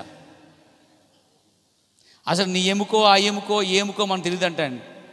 ఎవరి ఎముకో ఏంటో మనకు తెలియదండి. లోయలో పడిపోయిన ఎముకలన్నీ అక్కడ ఉన్నాయండి. కానీ ఆ ఎముకలు దానికి సంబంధించిన ఎముకలే అతుక్కున్నాయండి. అదే పునరుద్ధరణ, అదే జరగబోతుంది చివరి దినాల్లో. అంటే నీ ఎముక, నా ఎముక ఎక్కడ ఉన్నా సరే, పొడుచుకుని తినేసినా సరే, సింహాలు ఏమైనా సరే, సముద్రంలో ఉన్నా, పాతాళంలో ఉన్నా, మట్టిలో ఉన్నా, ప్రవర్తనాడు ఖచ్చితంగా నీవు ఎక్కడ ఉన్నావో, ఉంచబడి ఉన్నావో ఆయనకు తెలుసు. ఎందుకంటే ప్రవర్తన, నీ మీద గుర్తు ఒకటి వేయబడి ఉన్నదే. ప్రైజ్ గాడ్, హల్లెలూయా. గుర్తు ఒకటి ఉందంటండి, ఆ గుర్తు ఆయనకి తెలుసండి. ఎంత నిశ్చయత అండి ఈరోజు క్రైస్తవుడికి. అంటే నేను విడవబడను, నేను మరవబడను. నేను సజీవుడిగా ఉన్నా ఆయన నన్ను మరవడు, చనిపోయినా ఆయన నన్ను మరవడు. సజీవుడిగా ఉంటే మార్పు చెంది ఎత్తబడతాను, చనిపోతే సమాధిలోంచి లాజరు వల్ల బయటకు వస్తాను. ఎందుకంటే నాకు ఒక గుర్తు ఉన్నది. ఆయన నన్ను ఎరుగున్నాడు, ఆయన నన్ను సదాకాలం విడవని చెప్పాడే, ఆ వాగ్దానం నాది. నమ్ముతున్నావా? ఆ వాగ్దానం నీదే. దేవునికి స్తోత్రం కలుగాక. ఇక ఆఖరి మాట, గుర్తు వేయబడినట్టు అండి. ఒకనొక రోజున ఆ మహిమకర దినమున, ఆమేన్, ఆయన వచ్చి నేను పిలుస్తాడు. ప్రవర్తన్నాడు, అది నేనైతే నేను ఆయనకు ఉన్నాను జవాబిస్తానని చెప్తాడట. Praise God. ఉన్నాను ప్రభువా అని చెప్తాడట. ఇదిగో ప్రభువా అని చెప్తాడట. మరి నీ పరిస్థితి, నా పరిస్థితి ఏంటి? అదే మాదిరి. అంటే వెళ్ళేటప్పుడట విశ్వాసం తెలాలండి. ఎక్కడికి? పైకైనా సమాధికైనా. ఓహ్, ఎంత నిశ్చేద! అందుకే నిజ క్రైస్తవుడికి భూమి మీద భౌతిక మరణం ఉంది కానీ ఆత్మీయంగా మరణం లేదు. శరీరంగా మరణం ఉంది కానీ ఆత్మకు లేదు. హల్లెలూయా. మిగిపోస్తున్నాను. ఒకనొక దినమున, ఆ మహిమకర దినమున ఆయన వచ్చును. ఆయనని పిలుస్తాడు, నేను ఆయనకు జవాబిస్తాను. ఓ, అది ఎంత అద్భుతము అన్నాడండి ఆయన. గొర్రె ఆయన యొక్క సొంత కాపరి స్వరమును ఎరుగును, అవి పొరుగువానిని ఎన్నడూ వెంబడించవు. దేవుడి మళ్ళీ దీవించును గాక. నా అంశం పూర్తయిపోయింది, అంతకుమించి వెళ్ళను ఇంకా నేను. హల్లెలూయా. నా హృదయం ఈరోజు ఖాళీ అయిపోయింది. దేవుడిని దీవించును గాక. ఇంకా ప్రార్థన చేయండి, దీన్ని ఇంకా నింపాలి. దేవుడు దీన్ని నింపితేనే మీ యొక్క గిన్నెలు నింపబడతాయండి. God bless you all. దేవుడు దీవించునుగా. ప్రార్థన చేస్తున్నాం. ప్రేమ నమ్మగలిగిన ప్రియ పరమ తండ్రి, ఈ రాత్రి చెప్పబడిన మాటలన్నీ కూడా బైబిల్ నుండి, ప్రవక్త పలికిన మాట నుండి మేము నేర్చుకున్నాం. ఏదైతే చెప్పబడిందో అది మా జీవితాల్లో నీ వాక్యానుసారముగా, నీ చిత్తానుసారంగా ప్రతిదీ జరిగించండి. మీరు మంచి కాపరిగా ఉన్నారు, అందుకు స్తోత్రములు. ప్రాణమిచ్చారు, స్తోత్రములు. విలువ పెట్టి కొన్నారు, స్తోత్రములు. ఒక సంఘములో నైనా గొర్రెలుగా ఉన్నప్పుడు, భూమి మీద ఉన్న గొర్రెలు నీవైతే, ఆ గొర్రెల కొరకు ఒక కాపరిని నువ్వే కనుగొని వాటిని నడిపించే కొరకు కాపరిని పంపించే దేవుడిగా ఉన్నావు, నీకు స్తోత్రములు. ప్రభువా, మళ్ళీ నువ్వు ప్రధాన కాపరిగా వచ్చినప్పుడు మేము ప్రభువా సజీవులుగా ఉంటే మార్పు చెంది ఎత్తపడతాం. ఒకవేళ మేము మరణించి ఉంటే, ఓ ఆ దినం మన దగ్గరికి వచ్చి పేరు పెట్టి, ఓ నా గొర్రెలు అని పిలిచినప్పుడు మేము ఇదిగో మేము ఉన్నాం ఆయన బయటకు వస్తామంట. ఓ శవాన్ని ఎంత లోతు పాతినా, ఎంత కలుషితమైపోయినా, అది చిక్కుపోయినా కులిపోయినా, ఒక దినమున ఆ మహిమగల దినమందు నువ్వు పిలిచినప్పుడు ఇదిగో మేము ఉన్నామని జవాబిస్తామని గొప్ప అభయాన్ని, గొప్ప విజయాన్ని, గొప్ప విశ్వాసాన్ని, గొప్ప అద్భుతాన్ని ఈ రాత్రి మీరు మాకు నేర్పించారు దేవా. ఆ ప్రకారం మీరు నడిపించండి. అలాగే గొర్రెలు నీ సొంత కాపరి స్వరంటాయని, అవి అన్యుల్ని ఎన్నడూ వెంబడించవని, పొరుగువారిని వెంబడించవని చాలా స్పష్టంగా చెప్పారు ప్రభువా. నీ వాక్య ప్రకారంగా ఈ సంఘం మేము ఉందుముగాక. యేసుక్రీస్తు నామములో ప్రార్థించుచున్నాను.